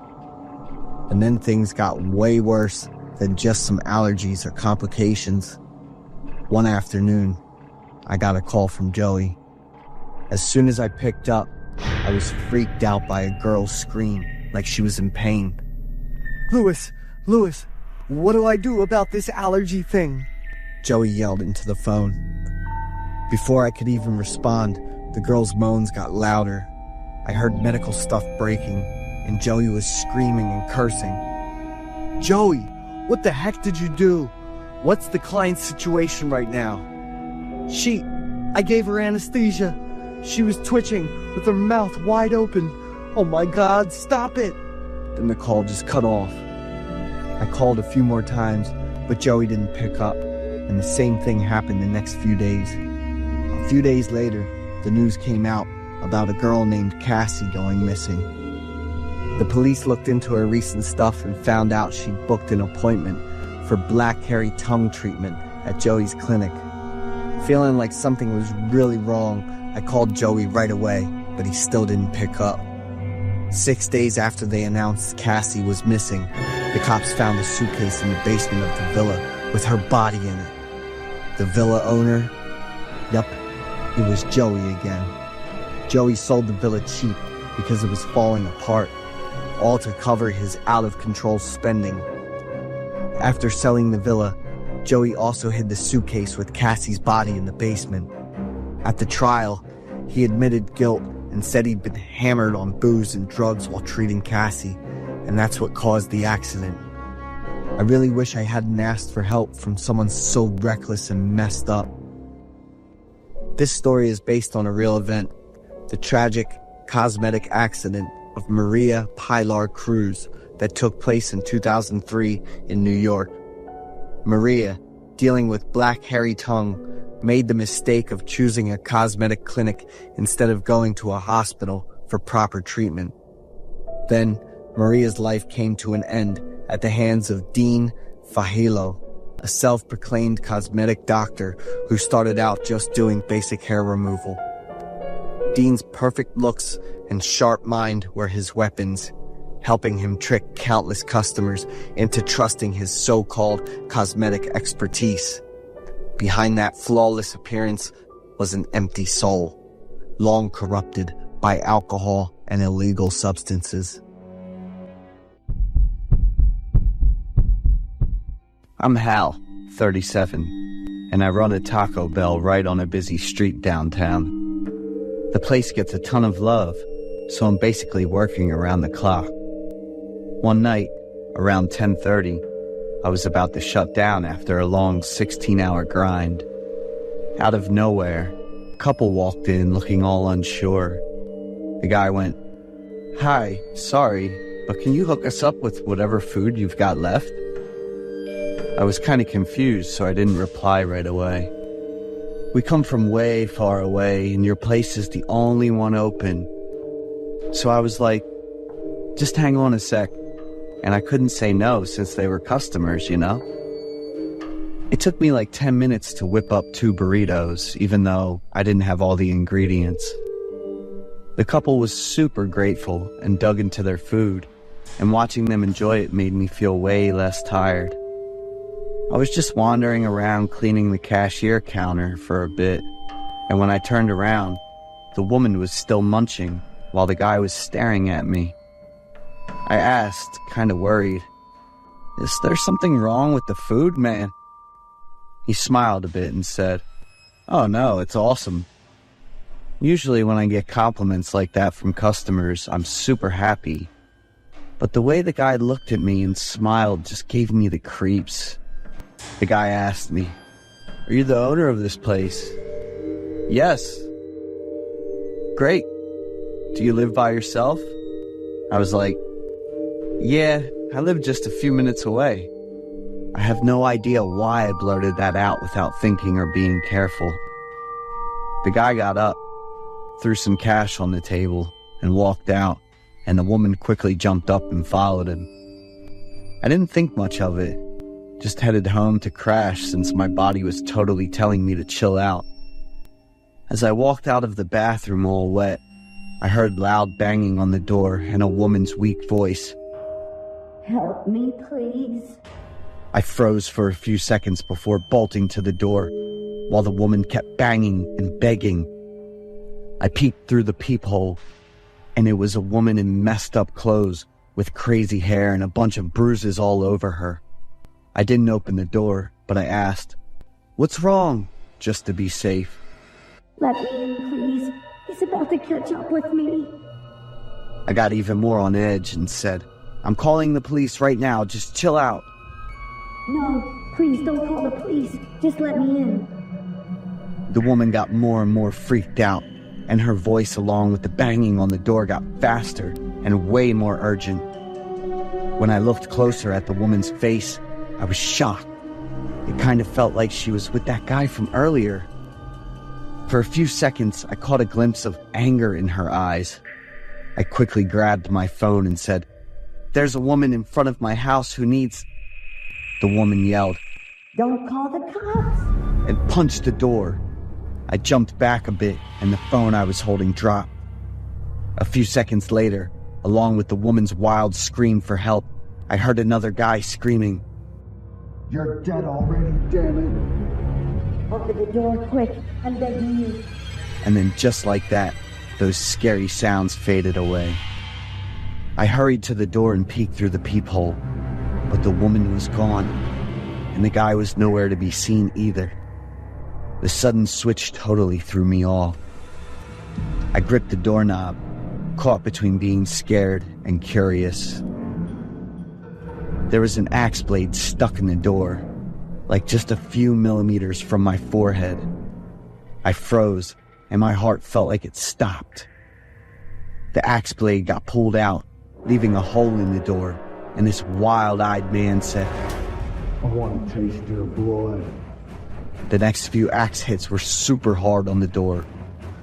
The door was totally wrecked, and I was hiding in the kitchen cabinet, trying to hold my breath. They were coming in, the crazy, mean-looking guy and the woman. "Just a little more," I muttered as the guy got close enough. About 10 minutes later, I was fine and sitting in the living room making a call. In front of me was the guy with a bullet deep in his shoulder, bleeding like crazy, and the woman crying and begging.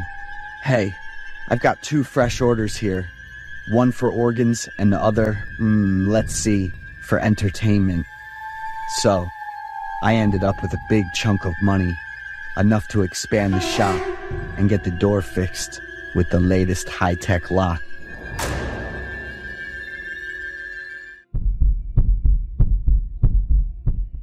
I am Gray, 14 years old. I have just moved in with my grandmother because my parents are serving prison sentences. I had a younger brother, but he passed away when he was 3 months old. I can't clearly remember the last time I felt truly happy. My family was once financially well off, but everything fell apart when my mother's nursing license expired and my father was laid off from his job. We lived in a small house, devoid of warmth or cheerful conversations. Love gradually became a scarce and luxurious commodity in my family. I constantly had to face my parents' arguments at any time of the day. That made me feel fed up, tired, and suffocated every time I came home. Many times, I quickly brought my dinner to my room and locked the door before everything could be thrown to the ground.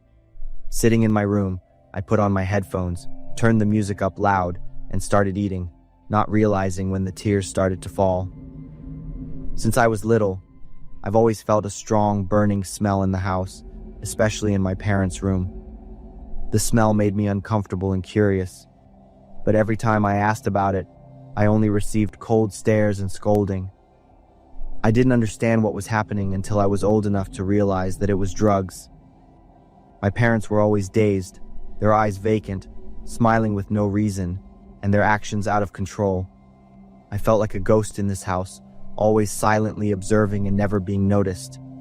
The feeling of loneliness clung to me, even though I tried to find something, anything, from the place I called family. One day during dinner, my mother announced that she was pregnant. I screamed with joy, thinking that I would finally have a younger sibling, a companion. I no longer have to be alone, and maybe everything will change. However, my parents' reaction made me feel a strange sense of anxiety. My parents looked at each other with a confused gaze and a hint of discomfort. Anyway, I still hold on to the hope that everything will get better. During the first few prenatal visits, my mom always took me along. Although Dad stayed at home, he always said he was busy. When I found out I would have a little brother, my excitement doubled. I imagined moments of playing, talking, and how I would protect him. That was also the last time Mom went for a prenatal checkup, as far as I remember. The day my little brother was born, I couldn't believe my eyes. He was so tiny, fragile, with pale skin and red spots. I overheard the doctors telling my parents that my little brother was born addicted, and that his liver contained at least 2 types of stimulants. My mom and dad just stood there, indifferent, not showing any concern or sympathy. I wanted to get closer, but the nurse took him away. I couldn't do anything except stand and watch. My little brother was then adopted by another family as soon as he was discharged from the hospital, and my parents also underwent rehabilitation measures. The feeling of emptiness and disappointment returned.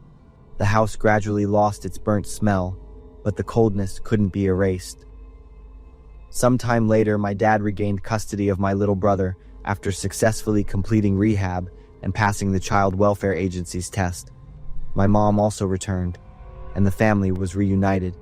I hoped deeply for a better future. That summer vacation, my parents signed me up for a camping trip a few hours' drive from home, which would last for 3 weeks. Although I didn't want to, not even a little, I was completely unable to resist. The first thing I noticed when I returned was that the house had a very unpleasant burnt smell again. My parents didn't even look at me, even though it had been 3 weeks since we last saw each other. I searched for my little brother, but I couldn't find him. Even his belongings were gone. I asked my parents many questions, but they just sat there staring at the ceiling with vacant expressions. That evening, the police came to the house and arrested my parents, leaving me in shock. My little brother had been neglected and passed away at the hands of my parents. I was taken to live with my grandmother to avoid the bad information and images. Still, I couldn't stop wondering about the lives of my little brother and me. Why were they so heartless? Why did we never receive the love that every child deserves? The story above is based on the true events of the couple Jessica and Daniel. Instead of building a happy family with a stable job as they once had, they became consumed by drugs. In 2018, Jessica discovered that she was unexpectedly pregnant. She didn't go for prenatal checkups during 2/3 of her pregnancy because she was afraid the doctor would find out that she had been using drugs. Even during labor, Jessica's face was emotionless, showing no sign of pain.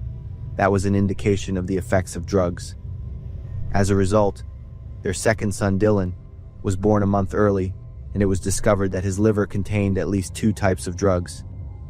This cruel couple neglected the child, causing Dylan's death, and chose to hide his body in an abandoned well next to the church. After several attempts, the police managed to retrieve an object consisting of 2 milk baskets secured together with 3 padlocks, 12 plastic ties, and 8 electrical wires.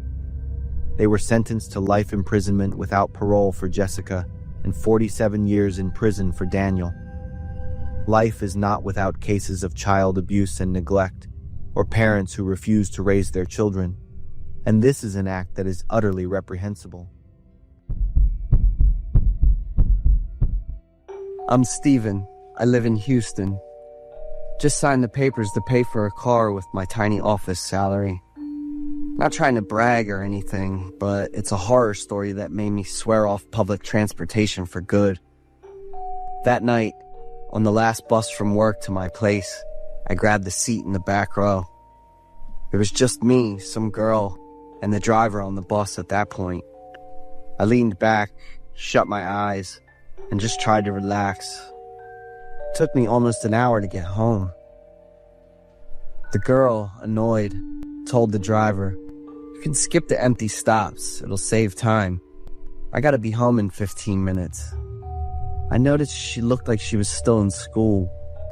With all that heavy makeup and colorful clothes, she probably just came from a party. The driver replied slowly, "Chill, girl, I'm just following the rules. But your rules ain't gonna help me dodge my parents finding out." The driver laughed and was like, "This last bus ain't just for people. It's got other stuff too." That caught me off guard a bit. The girl rolled her eyes, plopped back in her seat, and started scrolling on her phone. I closed my eyes, leaned back, and tried to rest. I was exhausted, but I just couldn't fall asleep. A while later, when the bus stopped, a cold wind hit, and it made me shiver. I looked around and realized I was the only one on the bus.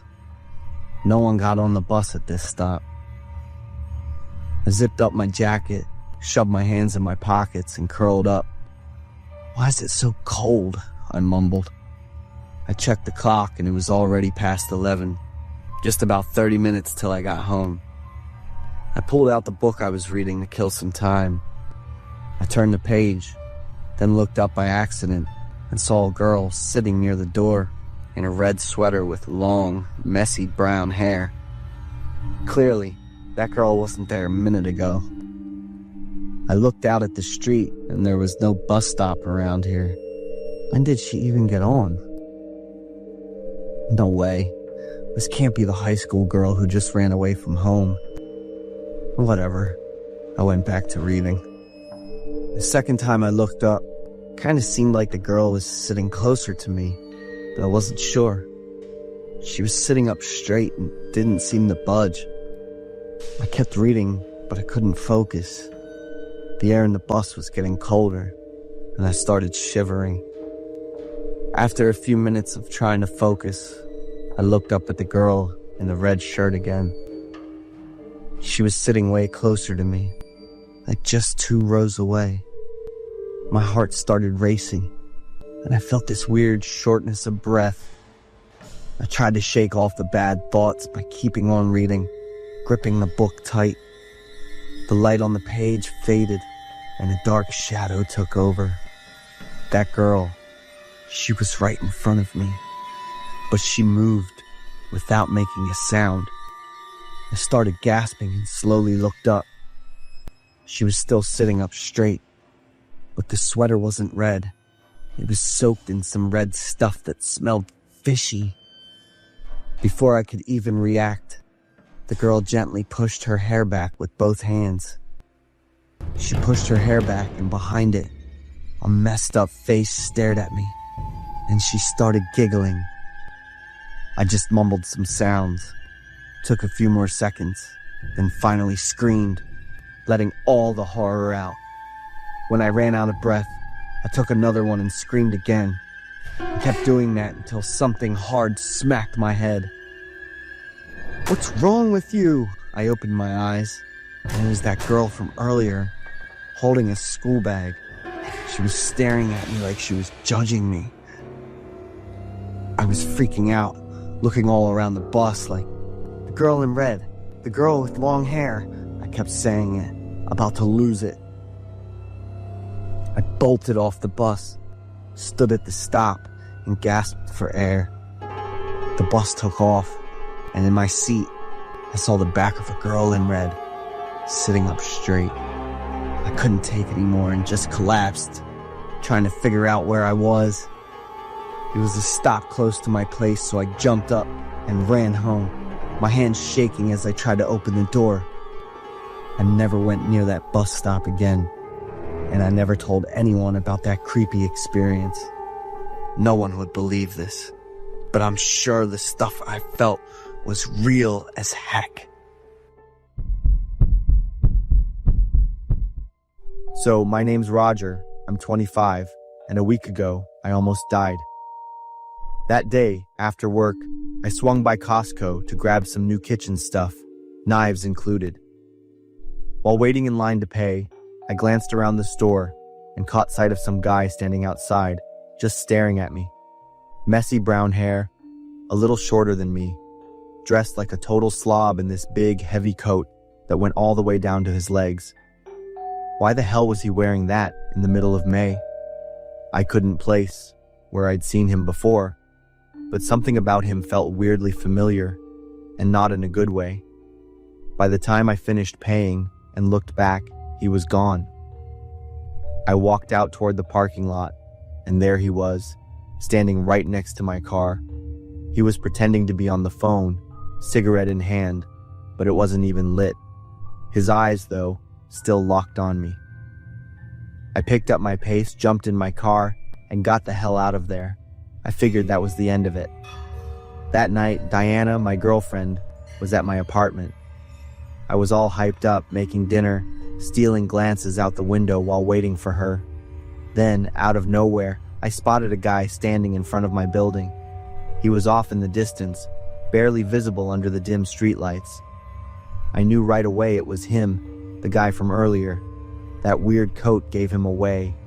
But the worst part was that he was staring right at me. He knew where I lived. And just like that, the uneasiness I felt before cranked up to a whole new level. Was he following me? I decided to head downstairs and get some answers. But just like before, he was gone. Right then, Diana showed up. I ran out to meet her, and we headed upstairs together. We had dinner and watched Netflix together. I didn't bring up what happened earlier. I didn't want to freak her out. Around midnight, there was a knock at the door. We weren't expecting anyone this late. I got up slowly, walked to the door, and peeked through the peephole. It was him, the guy from the store. But this time, he was standing even closer, his eyes filled with this unsettling kind of patience. He wasn't banging on the door, wasn't yelling, just knocking, slow, steady, like he already knew I was right there. One of his hands was tucked behind his back, like he was hiding something. I didn't open the door, just asked, "What do you need?" That's when he pulled out a knife, slowly. The blade caught the hallway light, gleaming like a warning. "You dropped this at the store." My whole body locked up.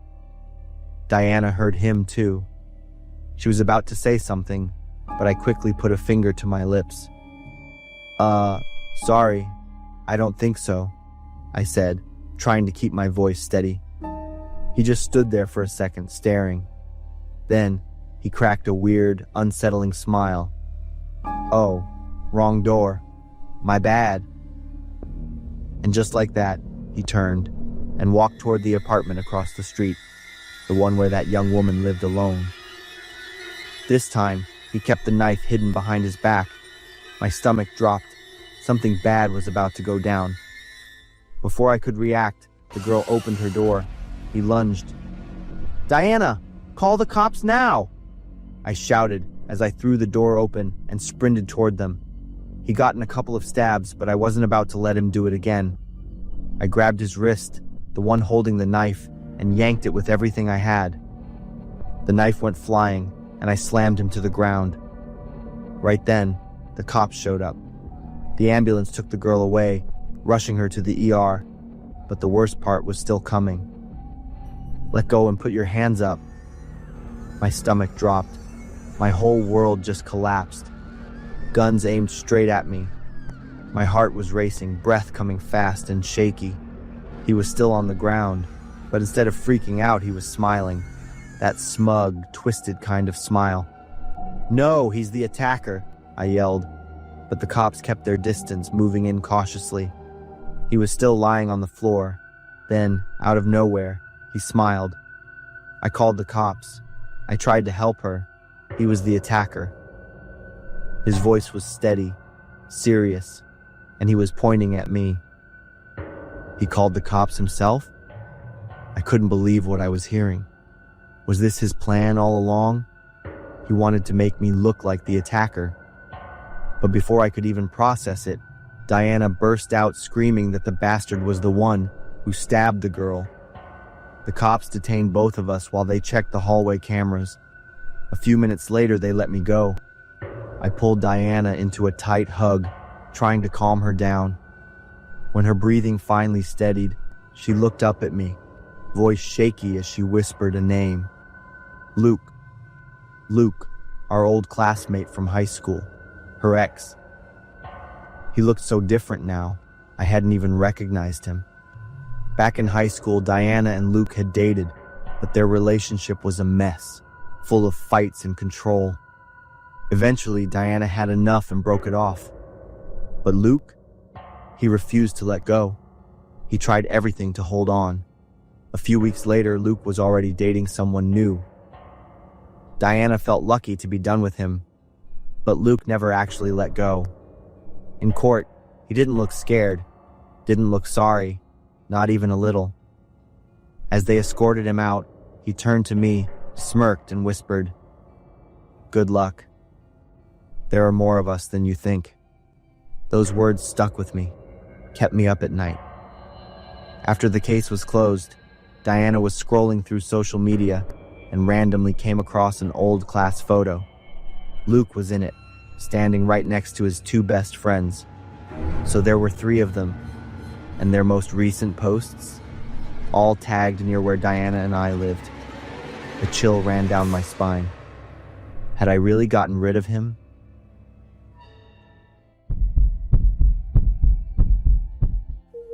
I'm William, 54 years old. I used to work as a construction worker, yet recently allowed early retirement due to the tough work conditions and the union requests. I had 2 grown-up children under my belt.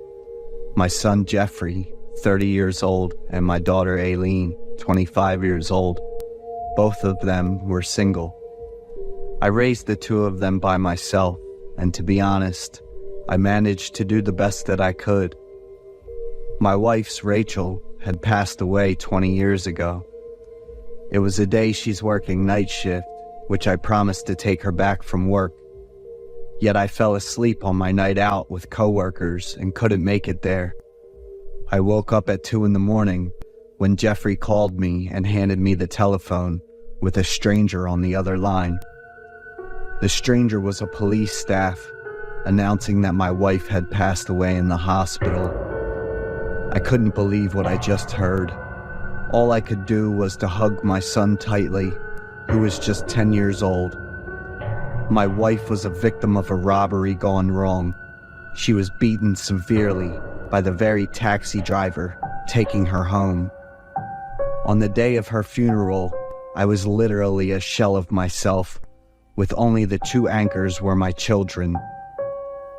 The pain of losing my wife, leaving my two young children to fend for themselves at the very young age, devastated me. I could never forgive myself for leaving my wife alone on that night, fending for herself. All the while, I was drunken, asleep. It's been 20 years already, and not a single day I didn't think of Rachel. I dreamt of her almost every night. So on last Thanksgiving, I decided to take the kids in the woods to commemorate my late wife. She and I had a lot of camping trips in the past, with me being the city boy while she's a naturalist. I and the children arranged everything neatly. It's a cabin in the woods where we will be staying here for a night. After arriving to the campsite, Jeffrey and I did the prep work for the fireplace and food procurement, while Aileen went around taking pictures of the scenery. I wish Rachel was here to see the kids now all grown up. When we were preparing the firewood for the barbecue, I noticed someone silently watching us from afar. It seemed to be a woman, young and slim, from across the tree line. When Aileen called me, it jolted my eyes away for a few seconds, and the woman disappeared when I looked back. Must be another camper or hiker, I thought to myself. After the food was done, we got to the small dining table to eat. The three of us all pray for Rachel in heaven to be in peace. Throughout the dinner, I told the kids about Rachel, their mother, about the things we went through, the things that all four of us went through, like it had always been. Especially for Aileen, she didn't have much memories about her mom. In the corner of my eyes, I spotted that woman one more time. She's now getting closer, and I could see her clearly. I wasn't sure why, but this woman exuded a very familiar aura around her. Noticing me seeing her, the woman turned away. I stood straight up, feeling an urge to get closer to her.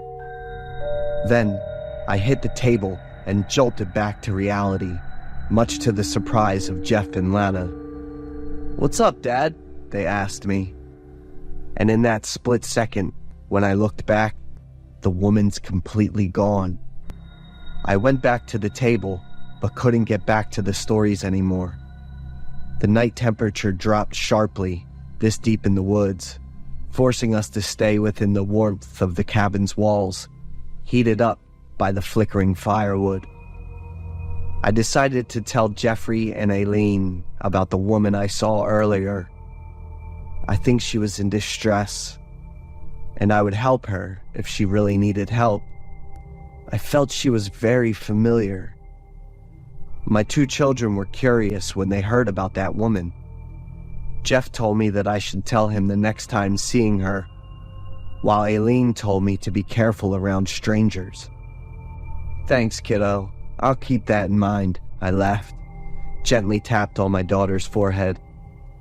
I stood up to the kitchen to get more water for the kettle. On the way there, I accidentally lifted up the curtains around the dining table. A woman standing there startled me. She was so close that I could clearly see her there in front of me. That was Rachel. No, it was the Rachel, still wearing the same clothes on her last day. I yelled out her name and ran straight to the window, not paying much attention to the still closing wooden frame. Needless to say, the collision knocked me to the floor. The loud commotion jolted my two children. They came around worryingly. It's Rachel out there in the woods," I told them, while Jeffrey carefully scanned around the cabin, seeing nothing but eerie woodlands. When I came over, both of them were worrying that I might have something wrong with myself. Especially Aileen. She's worried that I might have Alzheimer's. "Nonsense! I swear it was Rachel. I've seen her with my own eyes." I cried my guts out, sure of what I had just seen. Jeffrey and Aileen decided to end this camping trip earlier and take me home early tomorrow to see the doctor. I reassured the children and returned to my bed. That night, I once again dreamed about Rachel. But it wasn't the nostalgic dreams as usual. This time, it was the dream about her getting beaten badly, suffering all on her own. Rachel cried, asking why I didn't come there as promised. Woken up by the nightmare, I couldn't go back to sleep again. In the morning, I declined my children's offer of taking me home. I had to find Rachel. I needed to talk to her, that I missed her for all those years. I needed her to know that I am truly sorry for what I'd done. Jeffrey and Aileen must return due to their work, so they had to leave me there. But they worryingly told me to keep in touch at all times. Alone in the cabin, I stared at the beautiful Rachel on her wedding day. The old picture I had always kept in my wallet for many years. When I went out to get some fresh air, I saw her once again in the distance. This time, there wasn't anything that held me back. I immediately chased after her. Despite my consistent yelling for her, she just kept going. I went to a small lake in the woods before lost track of her. Suddenly, it's her voice coming from the middle of the lake. It's she calling me. I was happy, yet sad at the same time. I begged her for forgiveness. Slowly, I drifted myself further and further into the water, until the voice of Jeffrey and Aileen jolted me back from my trances. Rachel had completely disappeared from my sight. It was then that I realized I was halfway into the deep water, my feet and legs completely squeezed shut by the muddy silt. Now, fully awakened, it's time that my survival instinct kicked in. Jeff and Aileen had called off their work for today, feeling worried in their guts. After dragging me ashore, my two children cried like the time they were kids. They were so afraid I did something foolish. It was at this moment I realized Rachel wasn't here anymore. She had left 20 years ago now. It's all in my head, that I'd made up to cover for my desires to see her again and to have her forgive me. I almost let myself down in both my sorrow and this cold lake. I had to let the past go. It's all about the present, for Jeffrey and Aileen. I went back home with my children. Right now, I was pretty content with my life. I have joined many senior clubs, making many new friends there. And in the corner of my mind, I believe Rachel had forgiven me long